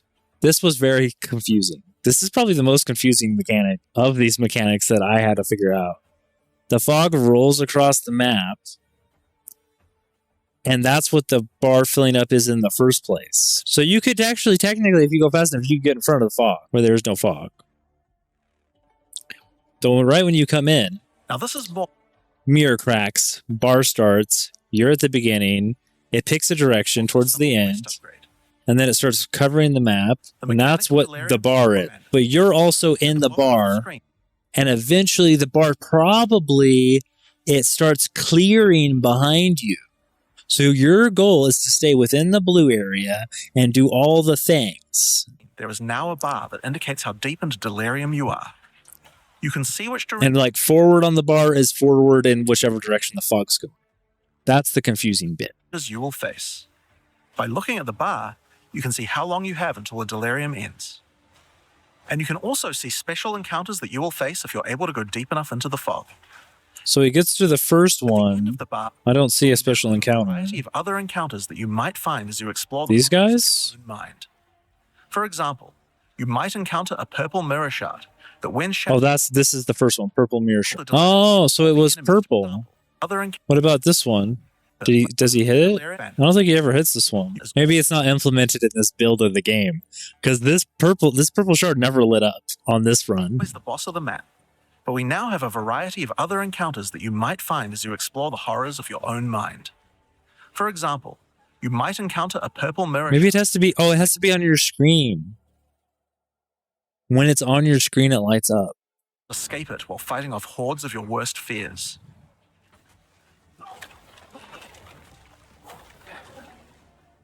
If you are able to do so. What? Wait, a red one? Sorry, I spaced out there. And must escape it while fighting off hordes of your worst fears. It didn't. Are enhanced or nightmarish. More powerful, larger, and scarier in general, along with more rewards. Or should you encounter a red mirror shard, you'll be sent into the depths of your mind. In your mind. And must escape it while fighting off hordes of your worst fears. Okay, why does our mind look like this, though? Jonathan? Why do you presume the depths of my mind is a blood river with blood boils and ashy white dirt and plants? What's up with that? If you are able to do so, you will gain a powerful amulet with 2 instilled notables on it. That is insane. Twisted amulets in red. Oh my god, there's too much. Okay, so this is Delirium. Oh shoot, I was going down here.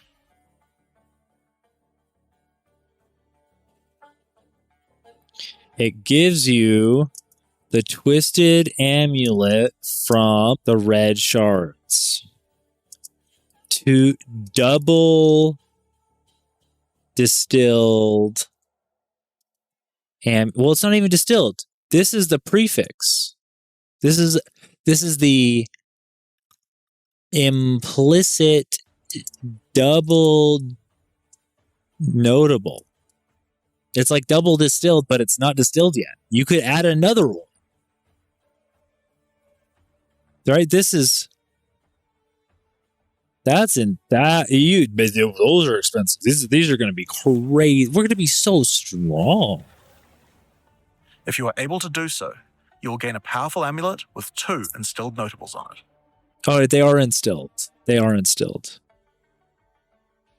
It's not okay. These are the best amulets. Wait, are these better than the breach ones? Why do we have breach if this has -1 prefix modifier allowed? So some people might want this one. Some people might want another prefix modifier. Let's look at what you're competing for. I can't believe there's fishing in the game. What the heck? Let's just look at what you're competing with for amulets. Prefixes. You are competing with Spirit, which enables tons of your spirit skills. Your base stats, which are crazy strong, and rarity, and increased spell damage. Those are all good, but I think you could sack one of these if you're playing. Which one would you sack? I mean, just for double notables, the notables are really probably better than. See, I mean, you really want these two. No notable is going to give you any of this stuff.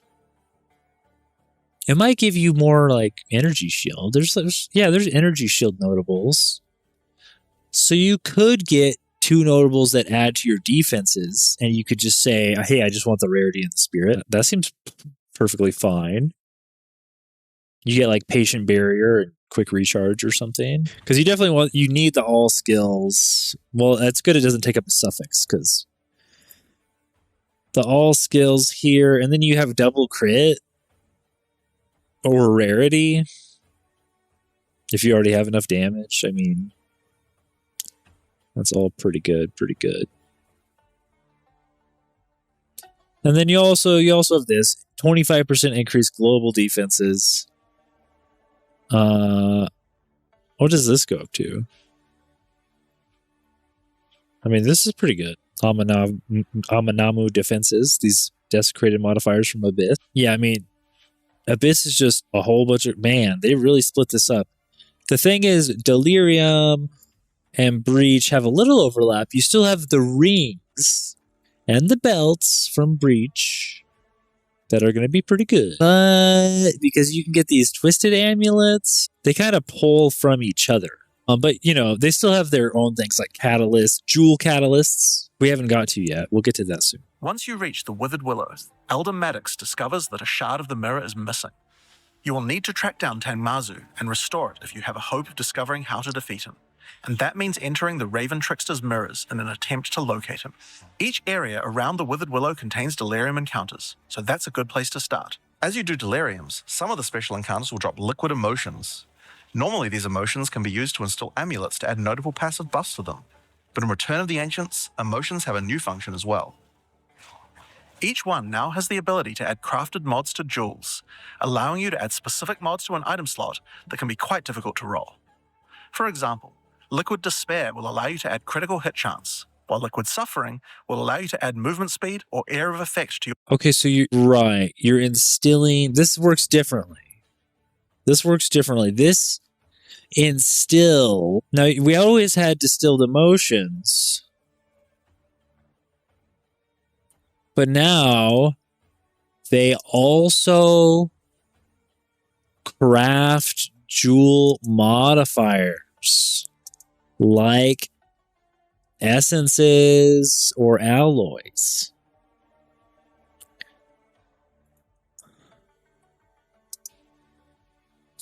So you're going to be able to craft your jewel, and then you're going to be able to catalyst your jewel. Yo, we're talking some crazy stuff. Your jewels, but there are many more. Once you've done enough Delirium, then you just do Deliriums to get mirror shards to fix a mirror to fight Tangazu. Oh, then you fight a reflected map boss. Okay, this sounds hard. consuming the fruit will cover an entire area of the Atlas and fog, and every map you do in the fog will get progressively harder and harder. Okay, so this is similar. So this is similar to the ritual steps. Why didn't I write that down? So you consume. Okay, and then this gives you fruit. Then you consume fruit on Atlas map for a 4-map trial. This is the same as the trial of the Nameless. You do, which you get after you defeat the King of the Miss. Then you get his head. So you do rituals, right? You do the mechanic. You do rituals, tribute to the king, and then you get King of the Mists, and then you kill him and you get his head, and then you do I think that one was like a 5-map trial to access the pinnacle. Okay, so it's kind of the same thing in a different package. Twisted and perverted by the Raven Trickster. Should you be able to complete the simulacrum, Tangazu will believe that you are worthy of a true challenge, and will let you take the remaining shard of his mirror, allowing you to enter his realm of madness back at the Withered Willow. If you dare to face... Oh, this is the shard of the mirror. So so we're building up a little mirror, and then you do a 5-map. You do 4. It looks like it was a 4-map trial for the Raven's Reflection Mirror Shard. Then you return to you go back to the Wither. Let's get easy to find. You go back to the Withered Willow, and then you fight. Be a fearsome realm of madness back at the Withered Willow. If you dare to face him, it will be a fearsome challenge. So, that's the new storyline of Delirium. As you can see, it's not only a quest line. There are new mechanics, new crafting options, and new boss fights. But one question you might have is, what happens after? Well, once you've completed the story, grand mirrors will start appearing on the Atlas sometimes after completing Delirium encounters. After doing the grand mirror, you can select where on the Atlas you want to do your fruit-induced drug trip and get another key to fight Tangazu. But this time, the fight will be quite a bit harder. And not only that, the fight will be able to drop a bunch of new uniques that were not available in the questline version. We'll show some of those later. This time, the fight will be quite a bit drug. After doing the grand mirror, you can select where on the Atlas. So the grand mirror. Okay, so that's what this is. Key to fight Tangazu. Get mirror shards to the fight will be quite a bit harder. Create a grand mirror. Okay. Questline version. We'll show some of those later. After doing a grand mirror, okay, the decision of where to spend the fog can be important because there are some potent emotions that only come from certain map bosses affected by Delirium this way. Right, and you want potent emotion. This guy's called Tangazu. Grand mirrors then spawn to give more fruit and let you farm. What are they called? Like enemy, like emotions based on boss type. Like all emotions, they can craft Yo. simple mods into jewels, but these potent emotions can create mods that you can't get any other way. So for example, potent liquid melancholy is an emotion that can only come from human bosses. Potent liquid melancholy. Inflict elemental exposure on hit. No way. On hit elemental exposure. We're going to be so strong. I'm sure the scaling goes higher because we're going to be crazy. Have some interesting effects with some powerful notables that do not normally exist on the tree. Okay. Oh, right. You can also instill. Okay. So they can. What is it? Oh my God. They could have from human bosses and allows you to add a variety of.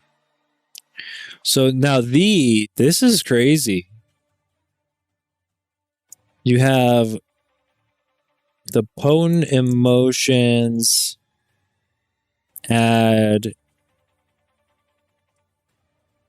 unique modifiers to jewels and can distill amulets with new notables not on the tree. So this can be totally be balanced independent of the tree. And the modifiers are going to be different too. Do you understand? When we come to this page on how all the modifiers on amulets, we are going to have not just a base prefix and suffix, not just a desecrated modifier and suffix, not just an essence prefix and suffix, or a perfect essence prefix and suffix, or also corrupted modifiers. We're going to have essence distilled. Well, we actually have essence distilled here now, but we're going to have a list of potent notables that we can distill somewhere. It might not be on this because it's not technically a modifier. But we're going to have a whole list of new notables from potent amulets, from potent emotions. I can't even keep this straight. We're going to have a whole list of unique modifiers for jewels from potent emotions. And you can get the double notable amulets. Delirium, boys and girls. Here's the liquid emotions right now. So this, look at all this. Look at how many pages. This is like 30 pages of all the notables and their combinations.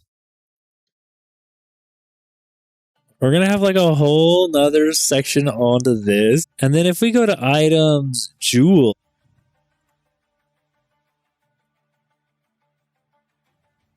modifiers, we're going to have a whole nother section on here that's potent jewel modifiers. Not just corrupted. Immune to main. Can't these be double desecrated now?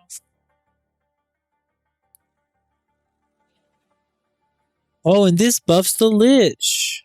Because jewels are better, the Lich is better. Because they get a non-unique basic jewel with 100% increased effect and 50% more mana cost. Oh, yeah, that's a downside. They get a double jewel.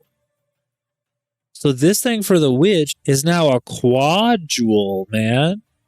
They're going to have a notable with double effect of a notable on in their phylactery. What are we talking about? What? That's a little insane. And we're not even done. We're not even done. On-hit effects. We're not even done. Also, you might want to try instilling amulets with these emotions. They could have some interesting effects with some powerful notables that do not normally exist on the tree, like Storm's Rebuke, which makes armor break boost your cold and lightning damage. Oh, here's some examples. Uh-oh. I think my stream is crashing out there. But also interesting effects with some powerful notables that do not normally exist on the tree, like Storm's Rebuke, which makes armor break boost your cold and lightning damage. Okay, armor break. So it gives you a reason to break armor on the monk. And I guess the warrior, it gives you oh, actually you don't do cold and lightning. No, Storm's Rebuke, this is just kind of for the monk. You want to find a way to break armor on the monk. Usually, I'll be honest, if you try to do too much stuff like that and you don't have a 6th link, like you're giving up like some really big raw flat damage like elemental weapon, and it's not super good, because eventually you get fully broken armor. Actually, pretty quick you get fully broken armor if you can break armor at any reasonable pace. It's just that those support gem slots are really, the good ones are really good. Storm's Rebuke, which makes armor break boost your cold and lightning damage. But also notables from a clearly deranged. The next fire spell you cast yourself after using a Warcry is ancestrally boosted. So wait, doesn't this go with, they wanted to do the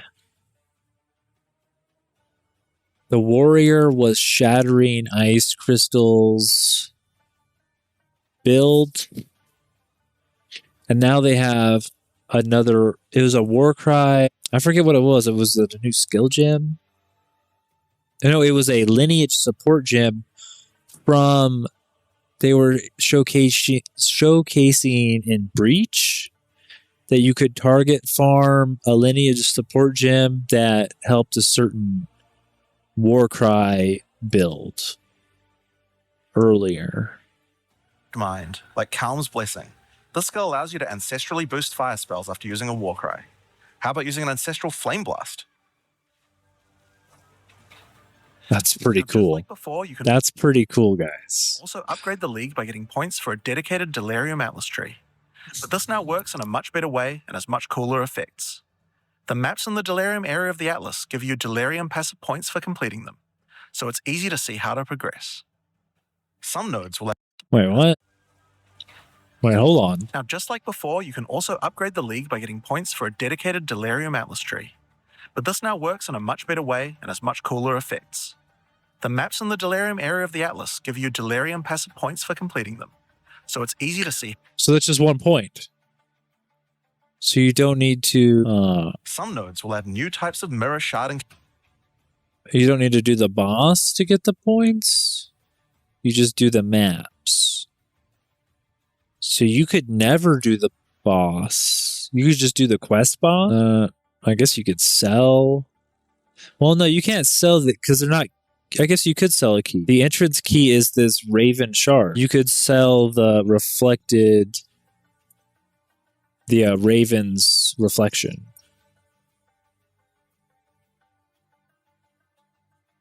And you could sell the King of the Mist head to do the 5-map trial. Okay. And you could also, I think the, man, they kind of brought everything up to where Abyss was, didn't they? Because they didn't do much to Abyss. They're like, nah, that's fine. We're good on Abyss. People like that. Counters to your Deliriums. Like this one, which will pause the Delirium for some amount of time, allowing you to more easily get to higher depths. Oh, see, no, this is it. This is it. This is what I was talking about earlier. Eventually, if you're running out of time, that blue bar will sneak up and start emptying out behind you. So if you're struggling, you're going to get out of the... This is what happens, but you could never see it. So I never knew, right, do I rush? Because if the Delirium fog disappears, your boss is gone. If you didn't kill the boss, he's gone. Right? So this one, which will pause the Delirium for some amount of time, allowing you to more easily get to oh, see, look, he got behind out of it. higher depths. Or this one, which adds extra Delirium modifiers to monsters when you pick it up. There are also nodes that can What's add this extra one? Delirium modifiers to monsters when No, you pick it up. they get harder. Okay. There are also nodes that can add new types of drops, like this one, which modifies simulacrum encounters to add special liquid emotions, which can craft time-lost jewels. What? We have ancient emotions? We also have ancient emotions for, what do you say, crafting time lost jewels from Sanctum. And if you didn't look before where I was over here, the Baryonic Ley Lines, the disciple of the Rajda, uses time lost jewels have 40% increased radius. So if you go to items and you go back down to the jewels, and you have the time lost variant, timeless jewels, that time lost jewel, this one. These are, this is a unique one. This is against the darkness. This boosts everything in the area, right? Okay, yeah. Where are the basic ones? Time lost jewels here.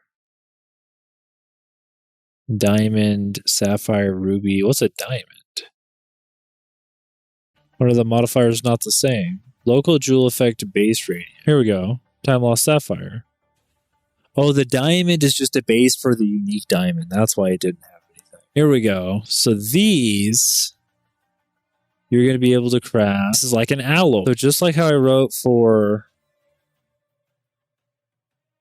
the distilled emotions, craft jewel modifiers. Like the ancient emotions, craft time lost jewels.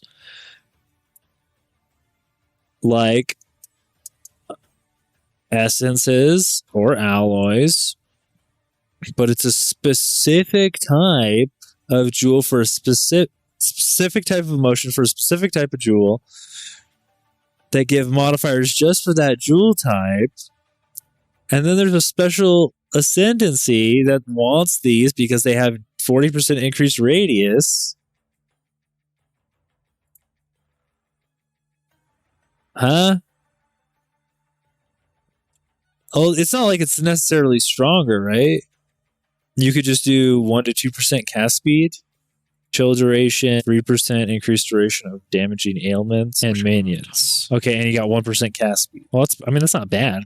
Cast speed's not terrible. Modify simulacrum encounters to add special liquid. But he lost chill duration and he got 1% cast speed. I mean, this is so weirdly specific. I kind of like it. Because especially with these two classes, where you can put a normal jewel, a basic jewel into your factory, and you're going to have tons of these time lost jewels, and they're going to have 40% increased radius, and now you can craft on them. And not only can you craft on them, those modifiers have tags. Like increased cold damage has damage elemental cold. And then you're going to be able to increase.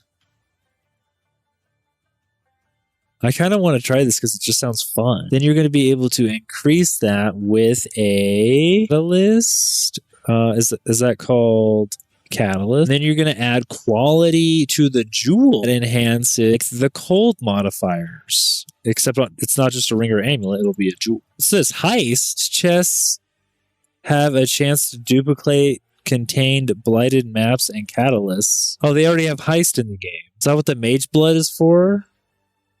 Wait, we already have heist in the game? No way. I think we'll have fishing, but I don't think this is implemented. This is going to be in 0.1 or 1.0 or something.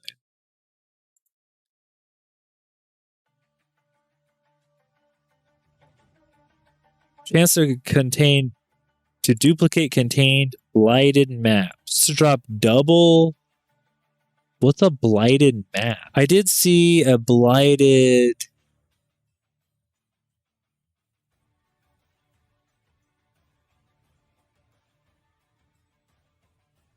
I did see a defiled waystone. I think I saw a defiled waystone.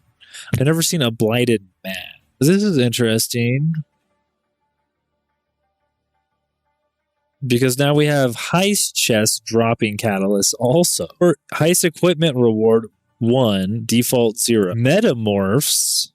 They already have so much other stuff they're working on that's in the game files that is not in the game still. It's actually insane how much they're parallel developed. Nobody picked up on the fish thing in the discords that I posted it in. People are awake and chatting now. It's so funny. They totally alluded to the fishing pole. this heist chest stuff, that's a whole league in and of itself.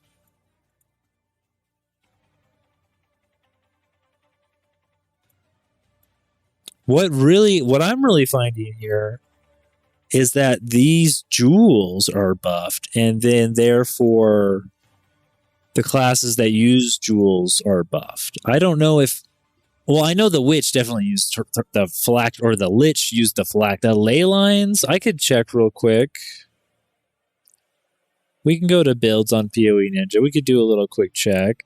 I have my own standard for a build on here. When I look, I turn on movement speed, item rarity, lowest max hit, and I don't really care about anything else. And I set it to lowest max hit 5k, item rarity 100, movement 130, EHP 10k. And this essentially, and then you sort it by DPS. And this essentially, I mean, it takes it down to 6,000 character. And if you can eliminate another 1,000, 2,000 if you bring that up, or you can eliminate a ton if you bring the lowest max hit up. Because getting your lowest max hit physical from 5 to 10k is crazy difficult, very very hard. But that's the true test of tankiness, in my opinion. But anyways, that's another point. We could get the Disciple of Varashta up here. There are 358 of them that are pretty good here. Now we can see if they're speccing ley lines. They are speccing ley lines. The very first guy is... Actually, I can look at all of them in the passive heat map, and I can see about 47% of them have it allocated. So that's good enough for me. And it's going to get buffed. Half of the people running the build are taking it, and it's going to get buffed. Now running this build is pretty click intensive, so I hear. Let's just see what this guy's running exactly. Oh, he's just cast uncommon. Okay, well, never mind. If I go, let's just assume that gets nerfed into the ground, triple tapped, the GGG triple shot. Let's oh, nope, nothing there. We can go back to this, and we can take Comet, and we can just take that out of the builds. Now we only have 232 characters. And this guy is using Baryonic Ley Lines. So he has only one time lost Sapphire in there. Not exactly what we want to see. This guy only had one also. Even though he had it, is that really worth it? You only have one equipped? Oh, he's got the From Nothing equipped also. I would imagine you'd want more. Yeah, he's only got 2 equipped also, and he still has the Baryonic Ley Lines. No, it's just one ascendancy point. What are they using? Thrashing Vine, Thunderstorm? Okay, so this guy's doing Plant Thunderstorm.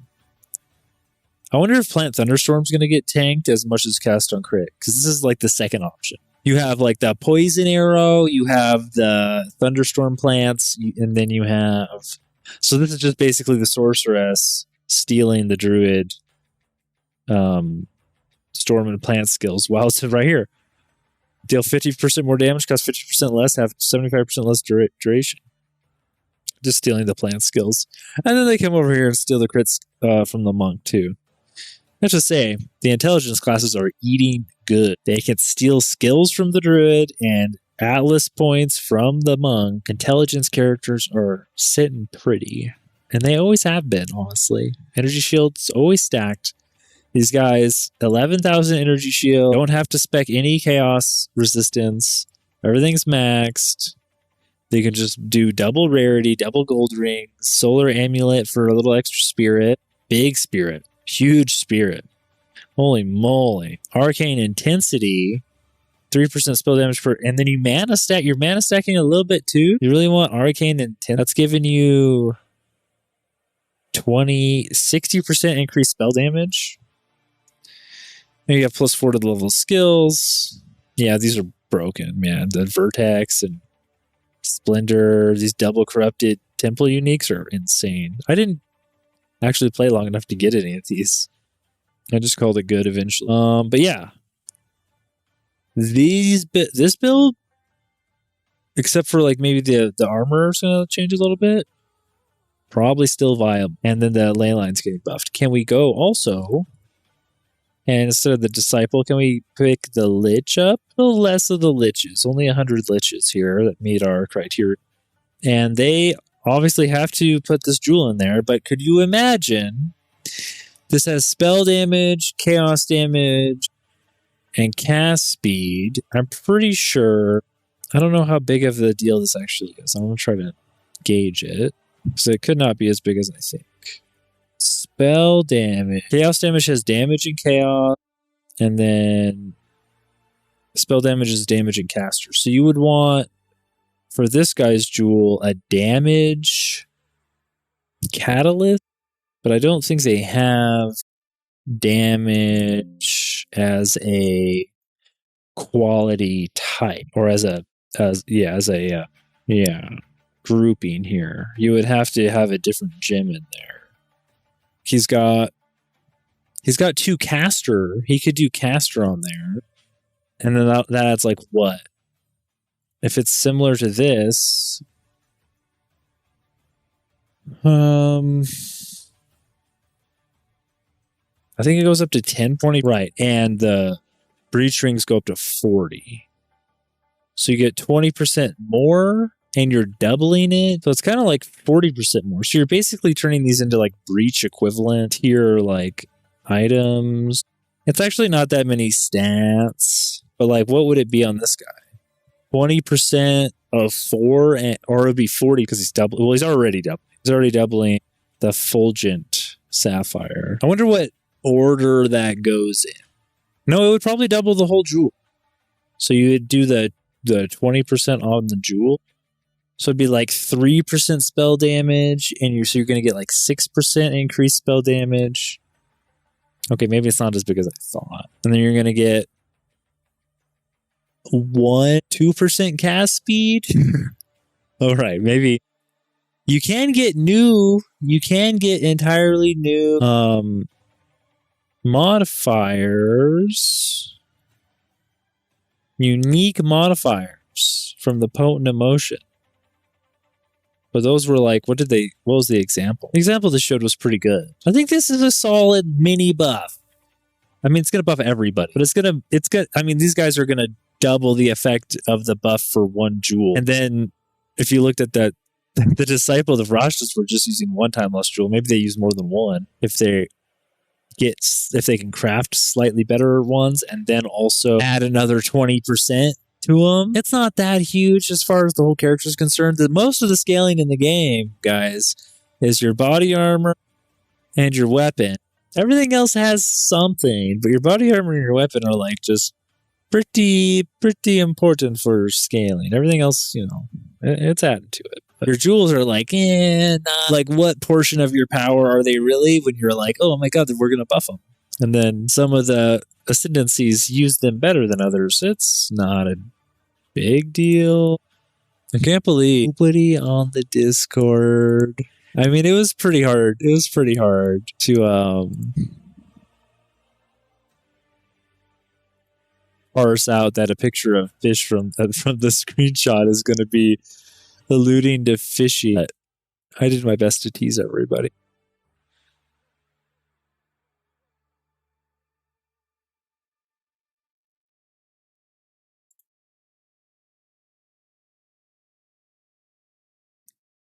Did my best. All right, let's Lost jewels. Let's continue. All right, so that's the changes to Delirium. The core mechanic now includes a bunch of new things to find, new monsters to kill, and has new mechanics on the Atlas. It also has new crafting system for jewels, and over 20 new unlockable notables for amulets. Not only that, but you have a new pinnacle boss with a bunch of new unique items, and a massively upgraded Atlas tree just for Delirium. But there's still a lot more to come, so let's talk about Breach next. When you first do a breach in the endgame, you will find Aelith, one of the Keepers of the Flame, an ancient order of monks dedicated to preventing the Hiveborn from entering the world. As you seem to be a... No, this is where you get your Chalupa ascendancy for your monk of the Chiula. Slayer of demons, Aelith would like to recruit you to the order and asks that you travel to their monastery to the south. Okay, so this is to the south. I think this is what I want to do. I think I want to play... I don't even want to play the martial artist, really. I want to do Breach. And Aelith recruits you to Monastery to the south. On the way there, you'll start to encounter more breaches. Oh, okay, so look at this. Now it's a double bar. This is where you're at, and this is it closing. So if you can't kill them fast enough, it's going to close on you. Reach the monastery, you will learn more about the Keepers. In the 25 years since the events of Keepers of the Flame in Path of Exile 1, the war with the Hiveborn has not gone well, and they have managed to establish a foothold in the world nearby. A gigantic area has fallen to the Scourge, and the Keepers are unable to get inside. Inside the monastery is the Genesis Tree, a powerful asset to the war effort, stolen from the enemy and gifted to the Keepers by the Dreamer himself. Using the tree, Aelith could create a breachstone and penetrate the Hiveborn foothold, but without Hiveblood, the tree has withered. To get Hiveblood, you will need to take advantage of another new mechanic of breach. If you can keep the otherworldly portal open for long enough, the breach will stabilize and will enter a new phase. The Hiveborn will send their toughest miscreations to defeat you, and the breach will not close until you can annihilate them, dropping Hiveblood that you can use to restore the Genesis Tree. I want to do this. I want to play Chiyulamon. I think the martial artist will be good, but I did the math. It was only a 12% more damage buff on the gloves, which is good. That's good. But I feel like I'll be able to craft some crazy stuff with the Chiyulamon that the world has never seen, because we literally have the order of them here. In some cases, you may even attract one of the deadliest foes the Hiveborn can offer, a Marshal of Zesht. Another Marshal. Okay. So this is the same. They made them all the same. They're like slightly different, but they're all the same. You just applied the same logic to creating each of them. And it's very obvious when you watch this in retrospect. Couldn't you have done something different with each of them? I guess it'd be kind of hard to balance them, but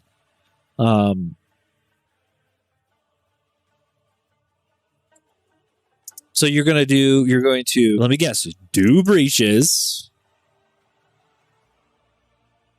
And then find a Marshal and kill him.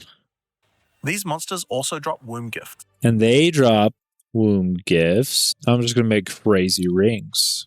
I'm just going to make and sell crazy rings. So for example, you can place this amulet womb gift into the tree and allow you more and more control over which base types of amulets can be birthed. It will even allow you to create new base types that you can't get anywhere else. Right. They have 3 new base types of amulets. Right. Jewelry crafting with 3 new types of amulets.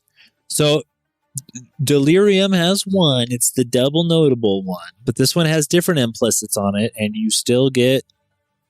can still instill it once and have 3 prefixes. So it's not directly obvious to me which one's better. I would imagine, from what I can see, I mean, nobody has the option to do it right now, but some notables are crazy strong. If you roll a GG twisted amulet with 2 like crit notables or like double armor notables or something, forget about it. That thing's expensive.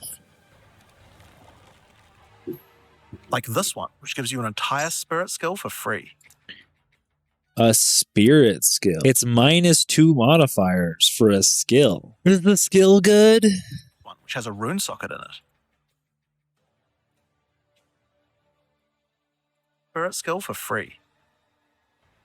Or this one, which has a rune.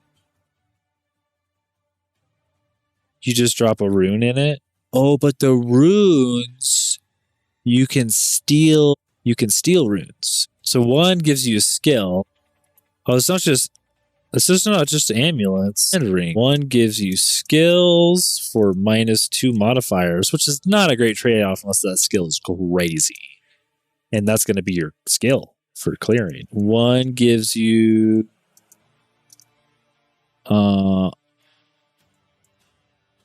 and then you have, well, I already forgot. What was this one? Socketed, wanted jewelry. So I'll just make this shorter. Oh my goodness. 41 lightning red. You just picked a random soul core or what? Or this one, which has a rune socket in it. Oh man, I can't stop it in time. Yeah, it's just Solotl helmet, 3% increased max mana. Okay. But can't you get another ring with an implicit that is 7% max mana? Like the soul core is, you would need, I wonder if this one takes away a modifier too, because this one only has five modifiers on it. But it could just not be fully slam. But another one of the rings just gives you 7 max mana as an implicit. So why are we, you have to socket a unique Olroth's legacy into this. Mods that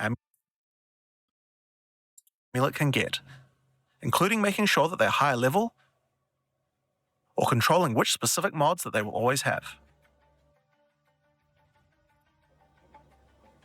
With it doesn't look like all the options are here. I guess you could go way out here. If this is armor and this is light, or this was lightning and this was mana. If you want to go over here for mana, you want to go up here for energy shield.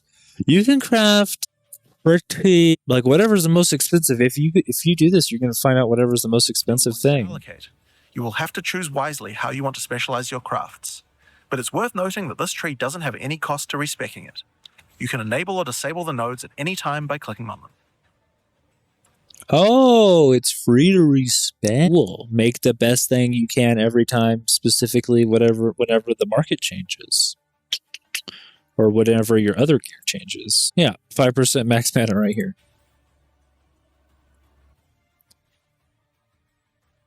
Increased spell damage. What are they using right now? I feel like Spellcaster's got a nice little buff here that nobody's talking about. You got the jewel thing. That's one. I'm going to play a caster again. I already played one, though. What do you got on here? Increase spell damage while on full energy shield. Well, you could just... That's a desecrated mod. I had that, too, last league. And increased chaos damage. But now you don't need full energy shield. Which, I'll be honest, that modifier kind of sucks. As soon as you get hit, it turns off. It's not good. It's not good. But, I mean, if you're not getting hit, it's pretty good. And then what, you have 2 rarity on it? Yeah, and then you got 2 rarity. So, yeah, I mean, that's just a slightly better mod. What about somebody else? This guy's just got mana, and he's got a lot of mana. Yeah, I would like to actually use... this guy's using Hex Blast. Ravenous Formcast, Bolt Convalescence. I think they said they're nerfing Energy Shield a little bit, too. And they're also nerfing the Monk. Despair. I should have used Despair. I didn't understand the math of how your damage would scale. But I did never do that. I never ended up doing that. I stayed on the Demon Form Infernalist on my Chaos build. And you just don't really need to do that. I think the Infernalist, yeah, I kind of messed up. I don't think I've actually made a character correctly in 4 leagues, honestly. Because even with that one, I was scaling like just a bunch of weird stuff, this is kind of a side tangent, but I was scaling crit with my second weapon set because I was using the Bone Storm still I never switched from my leveling build. And you really don't need this. Or like, does this guy have a second weapon set? No, he just puts down the staff. I wasn't putting down the staff, or I was. This is all physical spells, so I was putting down a healing area. I wasn't putting down this has the Sigil of Power. I was using the Sigil of Power on here. +7 chaos skills, +7 physical. So, I mean, but I was also scaling critical hit and impale, and I was using living lightning. And that was all really good, I guess. That was really good for bosses. It was. I think I would have I did have Wither up here at some point, but eventually I came down here and said, screw it, I'll take Spaghettification, which gives you -7% chaos res, but I still maxed it. This ring is crazy expensive. I only equipped 3 jewels, though. I mean, that's not a lot of power on 3 jewels. 20% on each of them. It's like 1 more jewel. You're getting like maybe half a jewel, actually, because it's not going to affect everything. But if you instill a battle, like the potent one, if you instill a unique modifier, maybe that's really good. Yeah, I do have 50% more critical damage bonus on my passive tree here. That's affecting both weapon sets, and I don't really need it to. But, you know, it's whatever. I got a bunch of extra spirit. My max hit was only 7k, though. So, I mean, I still kind of failed on this build. And I didn't do a ton of damage either. But max hit 7k for your health, only 5k in your shield is not the right thing. I think the thing is with the body armor, it's very hard to get the spirit and the high defense. Those are very expensive. Kind of makes me want to play the monk that doesn't get spirit on his body armor. The Invoker, and then what was it? Bone Store 54k, Essence Drain 47. And I was using Target Effigy if it would ever slow down. And I probably should have fit. Oh yeah, I was trying not to die. I still was using Enfeeble and Temp Chains. I could have put that Despair on Blasphemy here. Curse targets deal 28% less damage. Yeah, I just didn't have good enough armor. I think that would have taken me into the good zone if I would have just got a better armor. 500 energy shield on the armor. My boots were terrible. Yeah, my armor's just really bad still. It's just really, really. My rings, however, were really good. And so was my stat. I just focused too much on the rings and not getting a good armor. I didn't max out all the resistances, so, I mean, that's something, but the character was playable, but still, 7k max hit physical, you just get totally slapped by physical damage. It's not very fun. Compared to this guy who's at 15k and 55k everything else, because he's rocking around with a 1,000 energy shield there, and then another 500. Yeah, I have another 200 and 500 there, so that's like 700. And this guy had basically twice my base energy shield, and it shows. He's got about twice, a little over double after all the bonuses. So, you know, we had the same amount of stuff spec'd on the tree. I just didn't play long enough to really get rich enough to. We'll see. We'll see how long it takes. I'll do all the challenges. That'll be my editorial promise. I'll play till I get all the challenges. I'll do my best to do that. I want to make sure I'm having fun. So I think I can if we go and do this Chayula monk. We'll see. Unleash options like this mod that increases the rate you gain seals for Unleash.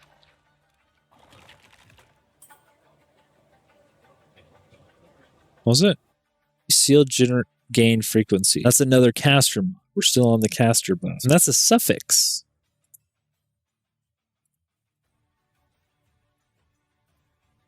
What was this guy using on his suffix? Cast speed, rarity, all res. Yeah, those are all good. I don't know.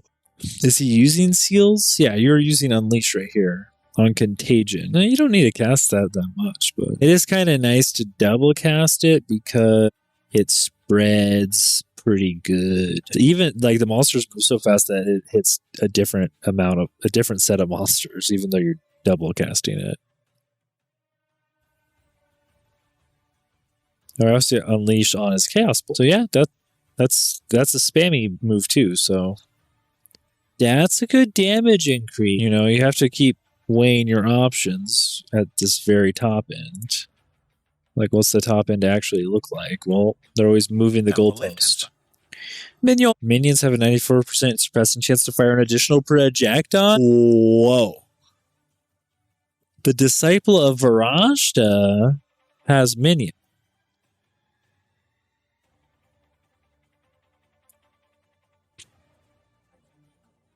So it'd be like, this is like the caster Lich. Surprisingly enough, the Lich is not. None of these are minion builds that have high damage. Now, what if I just sort it by level?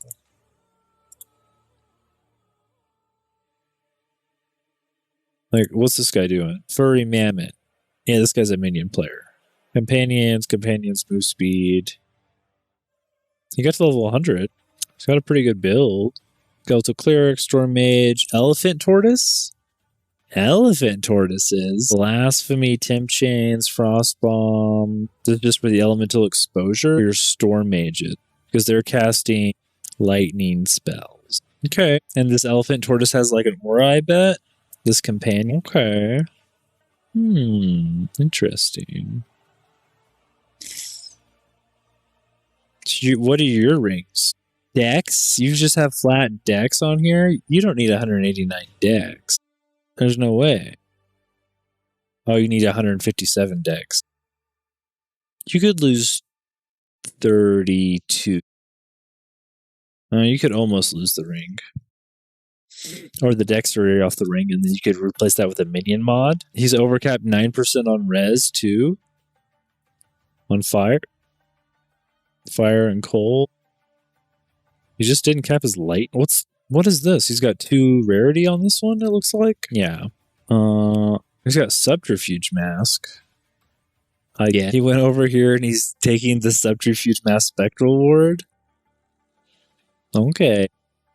Well, that's how he's got his 12k max hit, I guess. Surprised he wouldn't go for... Well, he actually has chaos inoculation also. It's interesting. Well, it's hard. I mean, you're fighting for those modifiers, but if you want more, like if you can get, this guy's got a really weird build because he needs a lot of dex.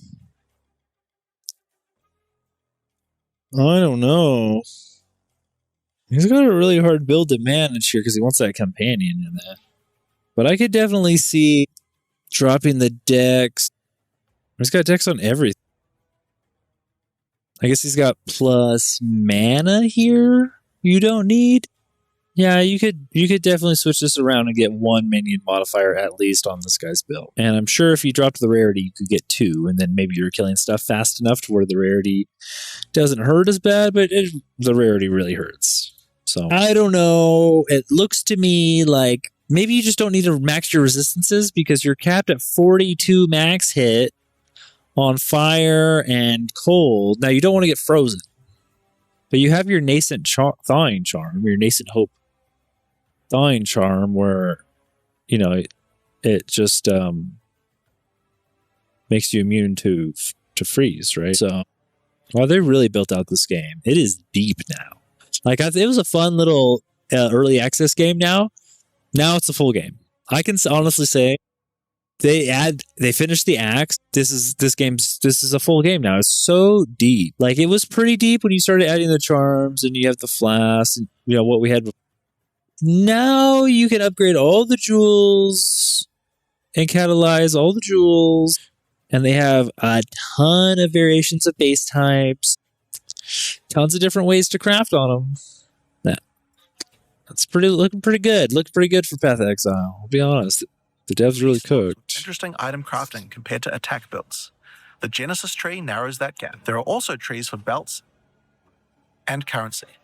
I won't go over them too much here, but there are also... One thing I don't kind of like is that if you're a caster and you want to do those things and you don't want to do breach, then you need to buy them. Which I guess, I don't know. Shouldn't you just add those things to the base pool? Like, I get if you wanted to have... If that's the reason, if it's because casters and minion characters don't have modifiers in the base pool, you still didn't add their modifiers to the base pool. You forced them into an in-game mechanic they might not want to do. Right? They'll be in the economy. Yeah. They'll be in the economy somewhere. And we have asynchronous trading, so even if they start playing later, you could maybe find somebody in somebody's shop. So I was just saying, like, if the reason you're adding the modifiers to the pool is because certain builds aren't accounted for, but the pool is gated by a certain in-game mechanic, that's not the reason that you do the in-game mechanic. The in-game mechanic is about the play style. And I'll be honest, they all feel kind of similar.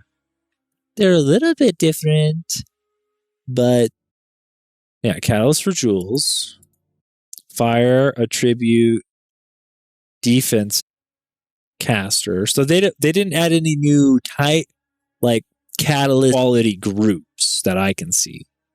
These are the same things we've had. The tag system for modifier, like that, I don't see damage on here, for instance. So you're probably only going to hit. This means that your jewel, just like your ring, you're going to want to stack the same modifiers on it so you can, because you only get one catalyst. So you're going to want a caster jewel or a fire jewel that gives you plus fire damage, yada yada. You potent emotion instill a fire thing on it or an attribute thing on it, right? And then you have all attribute things. You want at least 3 out of the 4, right, to make sure your catalyst is doing work, because it's 20% per. You have 4 modifiers. You get 80% value because it affects each of them. And this is a small portion of your character, but it's the cool little nitty gritty stuff that helps you fully flush out and fully feel like your whole character build is like done. So it's all. Yeah, guess what? It's kind of that weird completionist thing in the player brain that says, "Oh, guess what? I have a perfect jewel because the catalyst perfectly applies to it." It's kind of the same thing. Oh, I went off of PoE Ninja. PoE Ninja. It's kind of like the thing with my ring. This is like the perfect mind grip breach ring. Quality chaos modifiers plus 40%, because I have 40% increased chaos damage and 30 increased chaos resistance. I only hit 2 things, but they're 2 really good things for my build. And similar over here, I got chaos damage and chaos resistance on this ring and hit it with a chaos modifier, so I get as much increased chaos damage and chaos resistance as I could off of the ring. But this is the breach ring. This is like the perfect one. Really happy with this ring. And it had 40 cold dress on it too, which is just great. Am I overcapped? Overcapped 28% on lightning. Yeah, we need to throw that away. Yeah, just throw this ring away. Was it the boots? Yeah, it's just like the boots. You don't need. I think I really wanted to overcap it because I had max also. I think max elemental resistances is just a trap, guys. If you're dying to 7k physical and you're worried about capping this out at 24k or 25k instead of 24k, don't do that. I've been making that mistake for 4 leagues. Do not do that. All that matters is your main defense and skill levels and your main. It's kind of hard to scale it. You want increased spell damage and increased damage of a certain element on your staff, though. A little easier to scale damage on attacking classes, I would say. I would say casters really have to rely on lowering elemental resistances. And I feel like monks still can, but they don't have to. I don't really see any monks casting elemental lowering stuff. They still do some physical damage. You have to look at this skill they're using, but not all of it's converted, so it's hard to say. I've never actually played one yet. I kind of do want to do the Chalupa. Oh no, I ruined my rarity, movement speed, lowest max hit. I think that's all I care about. And these are just like the bare minimums to have a playable build, in my opinion. And we go, what's the Chalupa doing? He's commenting. Then we gotta take comment off of here, man. Look, Chayu Budish. He's just casting. He's not even attacking. Life cost efficiency. The Covenant Rope. You only have a 6k max hit. You got to level 100. Bro, this guy is dropping nukes. Cast on ailment, frostbomb, spark, cast on critical. He's double casting comment off a trigger. This should not be allowed unless you're a cold sorceress. Honestly, this is crazy. As insane that this is allowed, but I guess does he have what level is his meteor? Level 21. Level 21. He's not even using the vertex. This is a weird build. You got to level 100 on this? He's got Wrath Pith, I guess, but he's not stacking health or mana. Honestly, this looks like a pretty average attempt at just using the OP comet trigger. You got to level 100 on that. That's insane. But if we don't do the comet build, this guy's on Stormwave. And Stormwave, it's only a level 20. I guess it doesn't show on the gem. I think it's probably at least 26. He's got a +5 staff here. Only 8k. I don't really think 8k is enough. I'll be honest. I think you need 10k here, which only leaves you with this Flicker Strike guy. It's literally one character that has managed to get, and he stacked Energy Shield, and he's not dying because he's got 11k max hit on his health, and he's maxed all his res. And this guy is using Whirling Assault, which is pure physical. And then he's also using Charge Staff, which does... It doesn't tell... Oh, convert 80. So it's doing 80% lightning. Flicker Strike doesn't convert. I think this is going to be what I base my guy off of. And he's got triple attacking rings, double leech. Yeah. They said there's only going to be allowed one source of leech. They're going to nerf leech. It's fine. I think unless you're doing mind over mana, mind over matter, using your mana as health, and then leeching mana, I could see that getting out of control. Apparently it's already out of control. But you're dropping they're going to cap it too. It's out of control because they're dropping tons of triggered meteors that do billions of damage, and then they're leeching off of that. So they're going to put a cap on the damage at 1 million damage, and then you need to get leech percent. Which I think is fine. I don't know. I don't think it's a dead modifier. You don't need leech physical damage as life when you're converting physical attack damage 70% into lightning. If you're just spamming the Whirling Assault to clear, sure, which it looks like you are. And then you mark a corpse with a Profane Ritual, and then you're triggering Profane Ritual. And then when you get a power chart... Wait, why do you have a Skeletal Warrior? Skills can use your undead of corpses. Oh, he's profane ritualing off of his minion. Nobody talks about this build. He only got to 98, so he quit playing before he got to 100. The damage isn't even that high. What's it doing? Burning. Chance to grant charge. It's charge generation off the ritual. So when he's killing stuff, it's automatically doing it, and then he could do it on his own. He could just cast Profane Ritual on his minion to generate a charge. Well, guess what? We can generate charges off of our bells now by culling the bell with your culling strike. So you don't need to go through all this necessarily if the bells spawn fast enough for your power charge use. And then you're flicker striking and doing all this other stuff. It looks like mostly flicker strike. And then maybe sometimes you're charge staffing when it's for a boss. Because this is going to hit a boss. You're going to shotgun a boss. Okay. And if you absolutely have to, then you're Whirling Assaulting. All right. Okay. I see what's going on here. How does that relate to the changes? The quality of jewels. I don't know how I got on that. Once you've done enough breach encounters, you may finally get a womb gift capable of birthing a breach stone.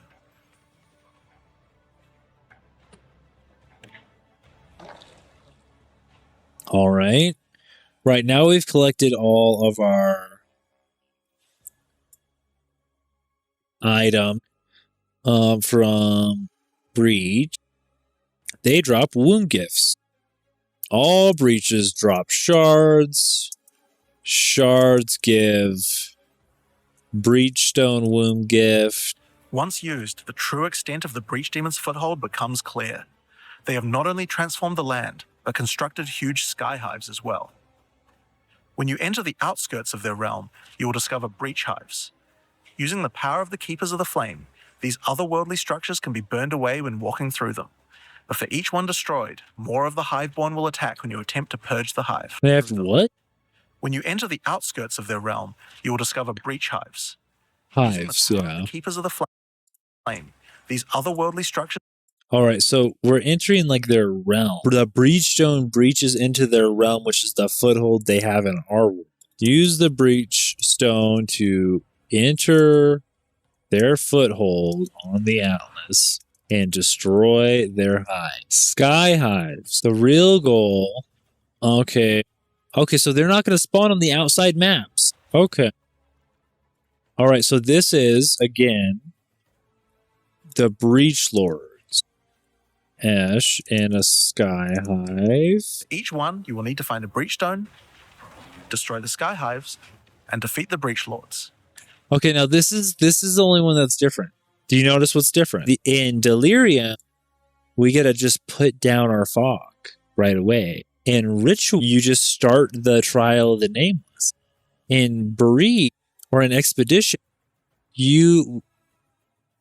let me think. You explored. I didn't write that one down, so I don't remember it as well. But in Breach, you need to go. Then you have to go find another foothold to use your breach stone. So if you don't find a foothold, you can't use your breach stone. You could go around and not find one, which is still a little gross to me. It's a little gross. I don't like that. I would like to maybe use the breach stone to spawn it. It's a boss which you can access by communing with the dreamer himself inside the monastery. While completing the... Oh, you get to talk to the dreamer? That's the dreamer. Okay, and then these next breach will let you fight Zesht instead of Toll and Ash. You will get bashed. Vrun. This one. So Vrun is the marshal. And so he just spawns in normal breaches, this marshal guy. It's not even like a boss. Well, he's like he's a boss, It's a but set of new lineage supports to... he's not a... Or this one. It's a weird level of boss.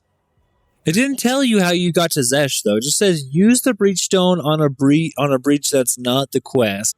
So do you never fight Toll and Ash again? Or do you have to fight Toll and Ash? Because like if it's similar to these ones, you need to fight Toll and Ash to get the breach stone, but you don't. You just get shard. I think all breaches drop shards. So you never fight Toll and Ash again? Or they're just going to be random, like a random map boss? Killing Vrun will allow you to return his head. On the side of it. You'll have to experiment to find out what this thing is good for. Putting rings on its fingers seems to make it happy.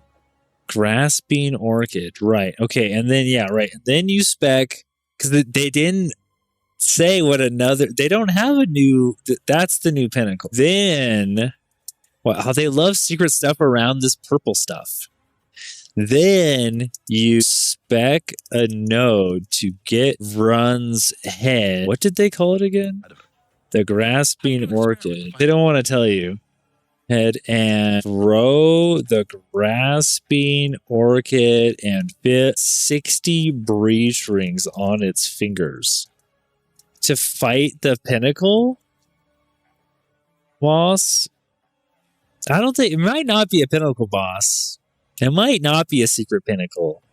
/ get an item. I don't know which one it is. They did add Toll and Ash. But they didn't really say how you would fight Toll and Ash more than once. It is a little different than these. Because this and these other ones, like you're doing simulacrum for the Raven's reflection. This is where you consume the fruit to do the simulacrum.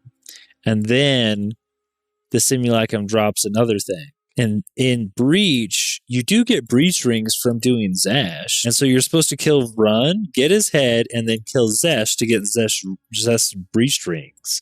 And you put 60 of them on his fingers. But maybe you fight Toll and Ash in like an empowered form? Because these are like breach lord, or you fight the dreamer. I don't know. He's on our side. They put a lot of mystery around this one. These other ones, they seemed like they told us basically everything. I mean, the Abyss is like absolutely. Actually, the Abyss is like the worst one now. It used to be the best one. Now it seems like the least interesting. A new stabilization mechanic for breaches, hive encounters, and hiveborn incursions on the Atlas. But you also have I don't like... New stabilization mechanic for breaches, hive encounters, and I don't like having to find these little buttons. Reveal breach stronghold, consume breach stone. How do I guarantee that I'm finding these at the same rate that I'm getting breach stones to use on them? You can use tablets and you can put breaches in every single map and you could do every single map breach. And then you could just end up with a bunch of these breach stones and not have anywhere on your map to use them. I think you just have to go in a straight line and try to find these little hand icons, which is honestly a kind of a letdown compared to the other guys, right? Delirium guys, they get to just throw that stuff on the map. Guys, the rituals just spawn on the map whenever you start the trial. And the expedition guys, I mean, they're gonna be fishing. Like, you just do the whole. I think you do the whole expedition area for the logbook. Actually, I don't know. I guess you have to find a logbook to look further into the ocean map. So you don't get to do. I guess you could just put expedition on tablets and do normal expeditions, and then.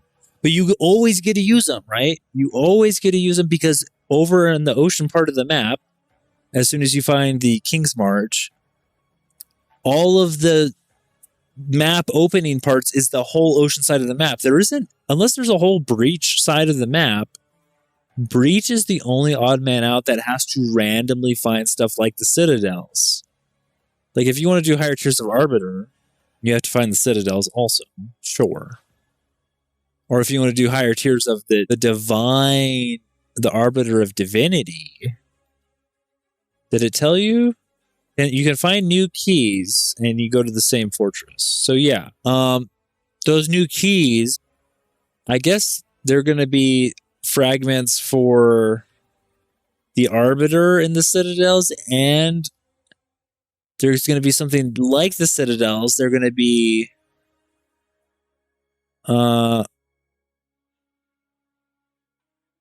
the fixed key locations. There's going to be something like that is equivalent to a Citadel.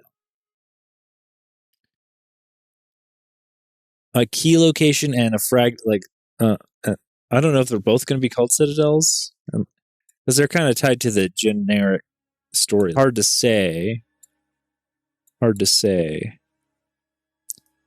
exactly how it's stacked. beckoning you to come to the Wildwood. Ether? Ritual now has a place on the Atlas to call home. The Wildwood could be found to the west. When you first arrive there, Aoife's spirit will Maybe if you just keep going west in like a pie shape, it will keep guide you in, where you will discover that inside the Wildwood, spirits can take physical form being that type. and request that you free her. But in order to do so, you will need her body, currently in possession of the king. To reclaim it, you will need to gain an audience with him. Inside the Wildwood, there are many ritual encounters to complete. Like before, in each area, triggering rituals will resurrect the nearby bound monsters to attack you, and killing the monsters will give you tribute. In addition, each ritual you do in the area will add the monsters from the previous ritual, making the encounters much more challenging the more rituals you complete. Once you've completed them, spend your tribute to get Okay, I think we've got in order to this. prevent the Bodark from entering the world. Now, as this is one continuous ritual, the encounters on the next map won't start from scratch. They contain all the monsters that were gathered from the rituals of the previous map as well, making them harder and harder. And that includes the map boss too. Oh my goodness. Affect the right of the Nameless. Well, the right of And the tools name. with obvious progressions that you can see how to. It's a rite, like a ritual. Okay. Get his head, do the rite of the Nameless. I keep calling it trial. Bum, bum, bum. Progress bar that you can pop out from the side of the Atlas screen at any time. This shows you how far through you are, and buttons that will take you to the hubs for them. Overall, it's just a way better in-game experience with a significant number of fun objectives to complete. But just in case you didn't have enough goals, we did have one other thing that you might want to complete this league. These are called challenge leagues after all. Where are all the challenges? Well, players are opening the out showing anyone 2 challenge counter in Return of the Ancient. This is a pretty cool This is statue the you can first piece get. of the armor hideout. So, okay, there is The Cartographer, the Vanquisher, the Artisan, 50-50 Reliquarian. This is identify 50 uniques. The Rune Seeker is... It's probably defeat the boss on every difficulty, is it? Oh, we have 6 months, guys. We have 6 months. No rush. The Cartographer, 232 maps, maybe? 3 tiers of the Pinnacle boss? Hard to say. Spirit Walker and the Martial. I wonder if... Do we have anything on the challenges? That's... Okay, nope. Nope. Wait, I can edit this? That's weird. Very strange. Let me check social media again and see if anybody's picked up on mine. Nobody's picked up on... People are just talking. Okay. Nobody's picked up on the fishing. You do know the vid was me smashing. Druid.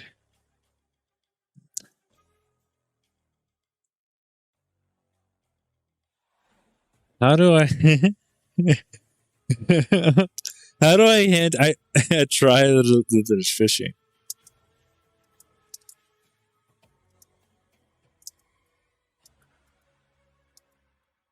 How do I hint? I'm trying super hard. I know. I love try streams. I'm just gonna post. I'm gonna duplicate the X post in there. Yeah, I don't know how I can hint any harder. That's it though. If they can't get it now, that's all. They're on their own. They're on their own if they can't get it now. They're on their own. I gave them 2 really good hints.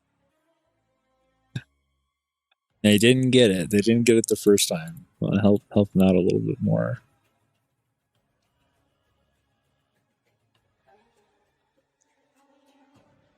Surely that one's good enough to know that it's... I can't believe... I mean, that was kind of subtle. I mean, the way they hit it...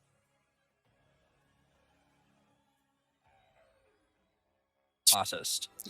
Let's start with the hunters that align with the stag, owl, or... Do they show the gem? Each ability... This isn't the gem. New ability when you spin them.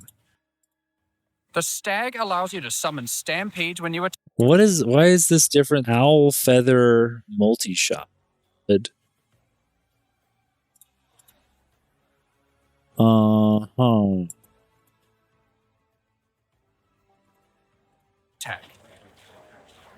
The owl grants boons in the form of their feather. Primal bounty. So this is like this is...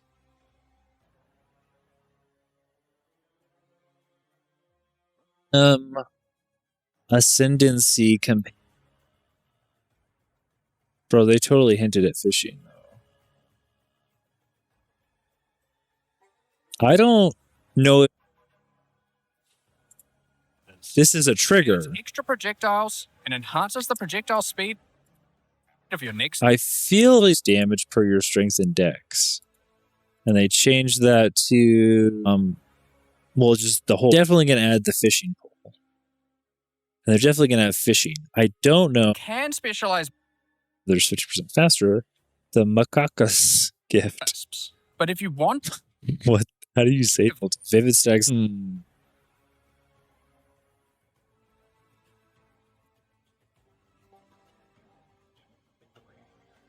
Sacred wisps. This node is free and enhances the quality of all 3 of your spirit animals. I feel like this is... The damage you take and grind... They still... I would imagine they still have some intent with this interacting some way. Just not directly on the skills. Leaping towards enemies. And it's like, this is the... What do they call this one? The Spirit Walker. I mean, I don't know if it would be the Spirit Walker or the Amazon, but both of these would make sense. Or the Pathfinder also. I'd say either one of these would make sense to have something to do with fishing. Amazon is more about a warrior thing, though.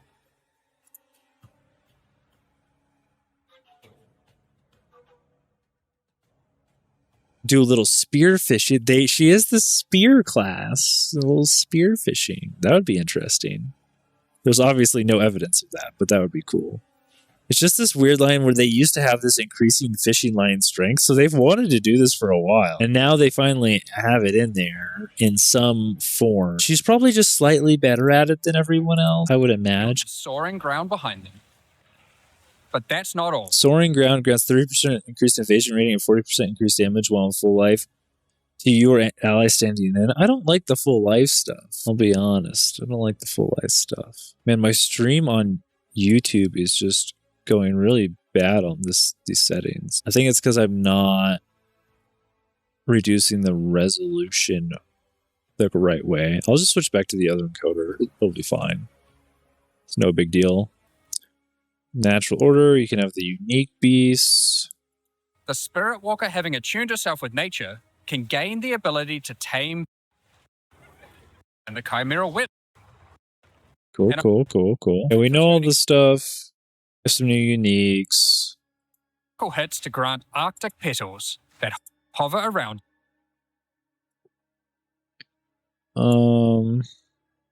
Scale with minion damage and come with their. And that's about it. And some quality of life stuff.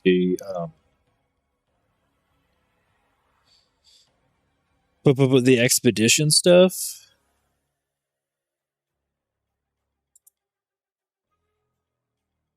And somehow I messed up my counter here. You find King's March. I think they said it was to the south. And then you explore the island, find Gwyneth. And then you have to defeat Medved. And then you have to defeat, and then after you defeat Medved, then he drops a meteor. Then you do more expedition with, I think it was Medved's maps, with somebody's maps.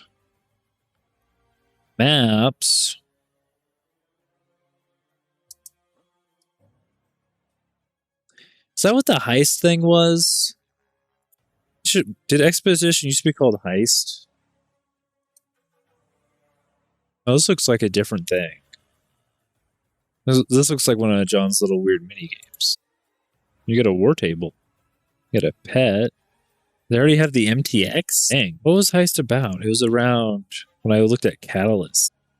They had heist equipment mod. Yeah, already in the game. And talked about blighted maps. So maybe this is interacting with another mechanic somehow.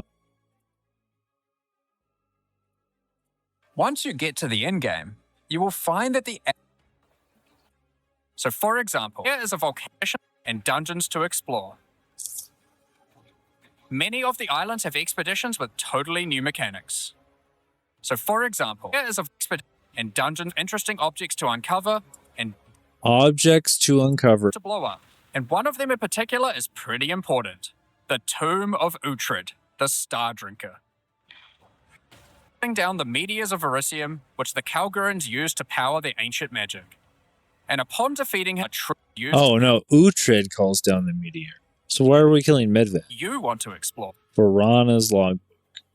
You defeat Medved, then he drops a Varana logbook. Oh, I guess that's probably could be any one. Then you do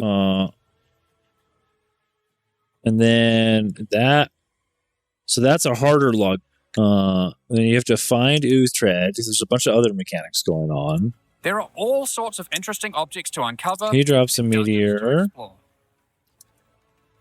Many of the islands have expeditions with totally new mechanics. Then you need to defeat Olroth with Voltaxic to, and then you fight the meteor pinnacle. The giant ogre comes out, and he is determined.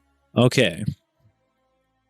So in this one, it's a lot of random searching also. You have a new general, a new like marshal level boss, which is Medved. Then you find Uhtred, which is also kind of a martial level boss. And then you need to go back and defeat Olroth again. And then you fight the Meteor Pinnacle boss. So to repeat the Meteor Pinnacle boss, you need to find multiple tombs of Uthred and then find a tomb of Olroth so you can get the item to unlock the Meteor. Seems a little random and convoluted here. I really like Breach and Delirium. Or not, Delirium and Ritual. Honestly, Delirium's super giga buffed.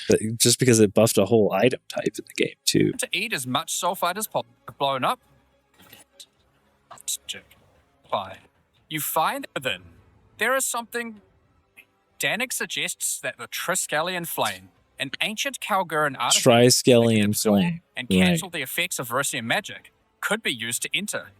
But to find it, you will need to locate the Tomb of Olroth, leader of the Knights of the Sun. Defeat him and gain access to whatever eldritch nightmare is growing inside. Now, we're not as growing inside. Well, this is Olroth. Now, we're not going to spoil the boss, but one thing you should know is that the Verisium that makes up the core of the meteor... And this is the Triskelion Flame. ...available for millennia. Bringing this to Pharaoh and Danik should... And then, yeah, you just get... I don't know what else drops you get, to but forge some objects of power. you get The creation of which has been lost to time. So that's the League, and there is a lot going on. To sum all that up, there is a new encounter with over 30 new monster types and over 30 new rune modifiers to enhance them. You can create more than 100 new runes to craft your gear, as well as dozens of other new currency items. And there are new quests added to the campaign to unlock even more new crafting options. What is Added to the this? campaign to unlock even more new crafting. This is a campaign quest. This is what we have to reroute for. This frame right here. This is just a new crafting option that's not talked about anywhere else. They don't say what it is. I don't really care about covering the uniques. There's a Captain America shield. There's a secret Chayula Monk Ascendancy with the I don't know exactly how you get to it, but I assume if you do the purple stuff, the breach stuff, as Chayula, you'll be able to figure it out. Mage Blood farming strats, Temple Stake nerf. You get more portals now. Your companions are 3 times stronger because we have a whole companion class now. Also, you can do co-op on the Atlas. You can advance the Atlas tree. You can get your Atlas points from the Fortress precursor nodes for the Atlas passive tree points. You can get this by doing it with your friends. You won't advance your Atlas map progression, but you'll get your passive tree points. The mandatory jewel. Oh, we didn't see voices. I didn't see the voices jewel. It must be back here in uniques. This is another drop from Delirium. You also get voices. We didn't even talk about that. It just multiplies your jewel slots. Essentially, it takes up one of your jewel slots and it gives you 2 more, or 3 more, or 4. So that's, I'm pretty sure that is from the voices unique, which is like a must-have jewel. Delirium is super stacked. What the heck? It's looking really good. Delirium was kind of hard, but not the hardest. Now, with so many unique rewards. What else is there? So I was going to talk about some strats I had. Obviously, the Olroth's legacy is going to be super strong if you can steal really good uniques from things, because you can put those runes inside of your new amulets and rings as well as the rest of your gear. And if you're playing the martial arts monks, you can also put those runes in your body. So there's a lot of places to put these runes. Everybody that uses jewels, I didn't realize until doing this stream that all Varashta Jin Ascendancy and the Spirit, or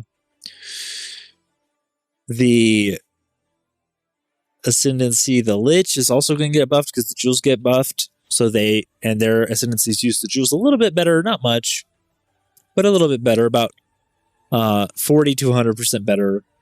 And it's not like totally changing, but they are getting a little love. And then we have these nodes for the Spirit Walker that hint that they might be better at fishing, and they definitely hinted fishing. I'm not getting convinced that that was not a hint to fishing. When you see somebody walk down in there into a fishing trove, I don't know. And then in the game files, you also have fishing line strength and a fishing pole. And you have like corrupt fish buff. Yeah, I'm gonna go ahead and say I'm not on copium on that one. That I was pretty dead on. Obviously, they updated it and they changed it. They took it off of her nodes for fishing line strength or whatever. But oh, somebody got it. Somebody says can't wait to fish in PoE2. This is a knower.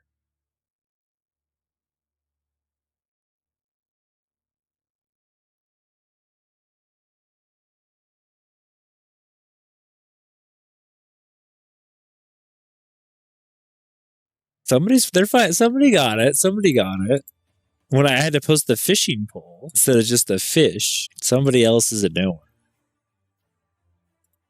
Lodass, the demon witch, is a knower.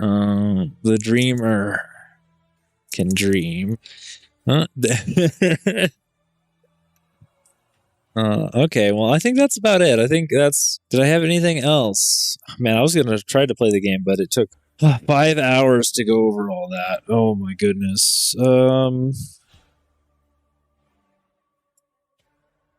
We didn't even go over the Atlas Master classes very much at all. They're all good for different stuff. It'll come out at the patch notes the day before and stuff. We'll get more information on all of their nodes.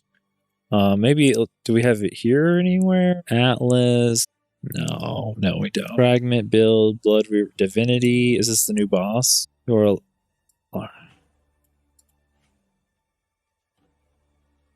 oh, this guy. Is this the buff this guy has? He's immune to curses and takes less elemental damage. Pharaoh, forging. Don't see it here.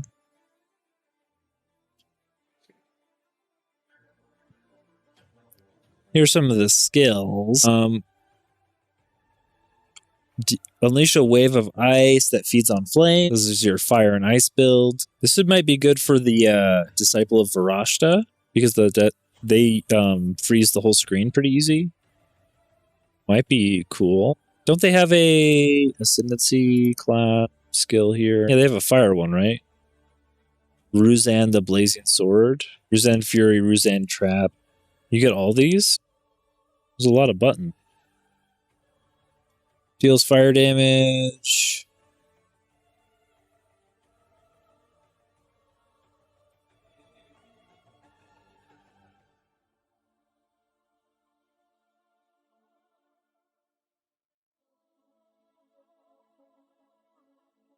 Oh, you get a bunch of armor. All elemental damage taken from mana before life. I don't like these, like, elemental ones. They're so useless. You can equip a focus while wielding a staff, but it does 50% less. I like that. Huh? Anything that gives you more items in this game. Items are so powerful. I mean, this Ascendancy got buffed a ton. You're going to get better ring modifiers. You're going to have better... The only thing is that you kind of want to do Sanctum to get those time lost jewels. I guess you can go and do all the challenges too. This one is really interesting to me. Especially now. I think I'm going to do the Shayula monk though. Neves04. I'm going to follow this guy. He's got the Essentia Sangua. Life leech is converted to energy shield leech. Oh, that's cool. +3, man, that's good. Holy moly.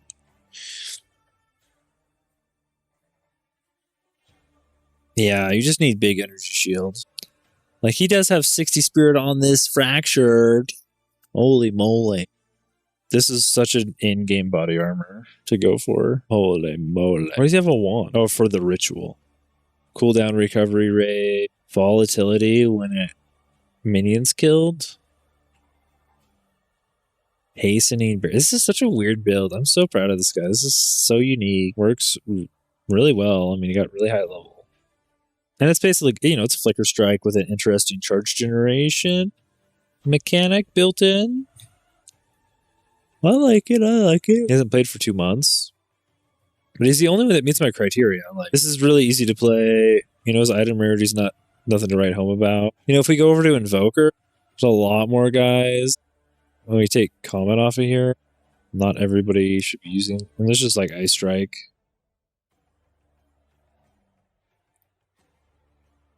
Two Jewels, Ice Strike, all damage, some rarity. Pretty good amount of rarity. Allocate impact area. Increased AoE. Okay. Stack. Yep, we just take Chaos Knock, stack Energy Shield, make sure you have like... This is only 500. Oh, but he's got Spectral Ward, so he's got 1 Energy Shield per 12 evasion on the body armor. So Sleek Jack has a good middle one here. And then, of course, you allocate Subterfuge. Oh, he's just running over here for Subterfuge Mask. It's very interesting. A lot of people allocate that. Critical hit chance on the helmet. And it's still got 646 Energy Shield. Ooh, 65 Ecology. Yeah, this would be crazy. This is going to be like gain 40% damage as extra fire, gain 40% damage as extra lightning, and then the energy shield is going to go up to like 400. The martial artist is going to be stacked. I don't know what's cooler, the martial artist or the Chayula monk. But if I go monk, I can switch between them. So it's definitely a monk league. I don't know why I would go anywhere else other than disciple or lich, because they get the jewel buffs. I guess you could go down and try to do a companion thing. This guy is not a companion, right? He is a minion. Yeah. So, I don't know. I'm going to call it there, though. We've been going long enough. There's no way anybody's going to watch this edited or unedited, but you could definitely search. If you learned anything or you enjoyed the journey, follow, like, share the video, anything like that. Anything at all. One little command on your keyboard helps it get out to more people, and that's all I need to keep doing this. Well, call it there. Oh, we got a few people on Twitch still. A 5-hour session, and maybe next time we'll do some run. We got a little while to or we'll do some variety games. We got a little while. Subnautica 2's coming out. I have Subnautica on my to play list. Probably not going to play 2. I could probably play something. Maybe I'll play that because there's probably some hype around it right now. I don't really want to run practice runs when they're reordering the campaign or whatever. Like I don't care about any of that. The thing is, I'm going to probably burn out by the time I do all the challenges anyways. So I don't want to play right now until we're in the next league. So with that, I'm signing off. Have a good day, morning, night, evening, afternoon, wherever you are. And stay pumped for Point Return of the Ancients. Take care, everybody.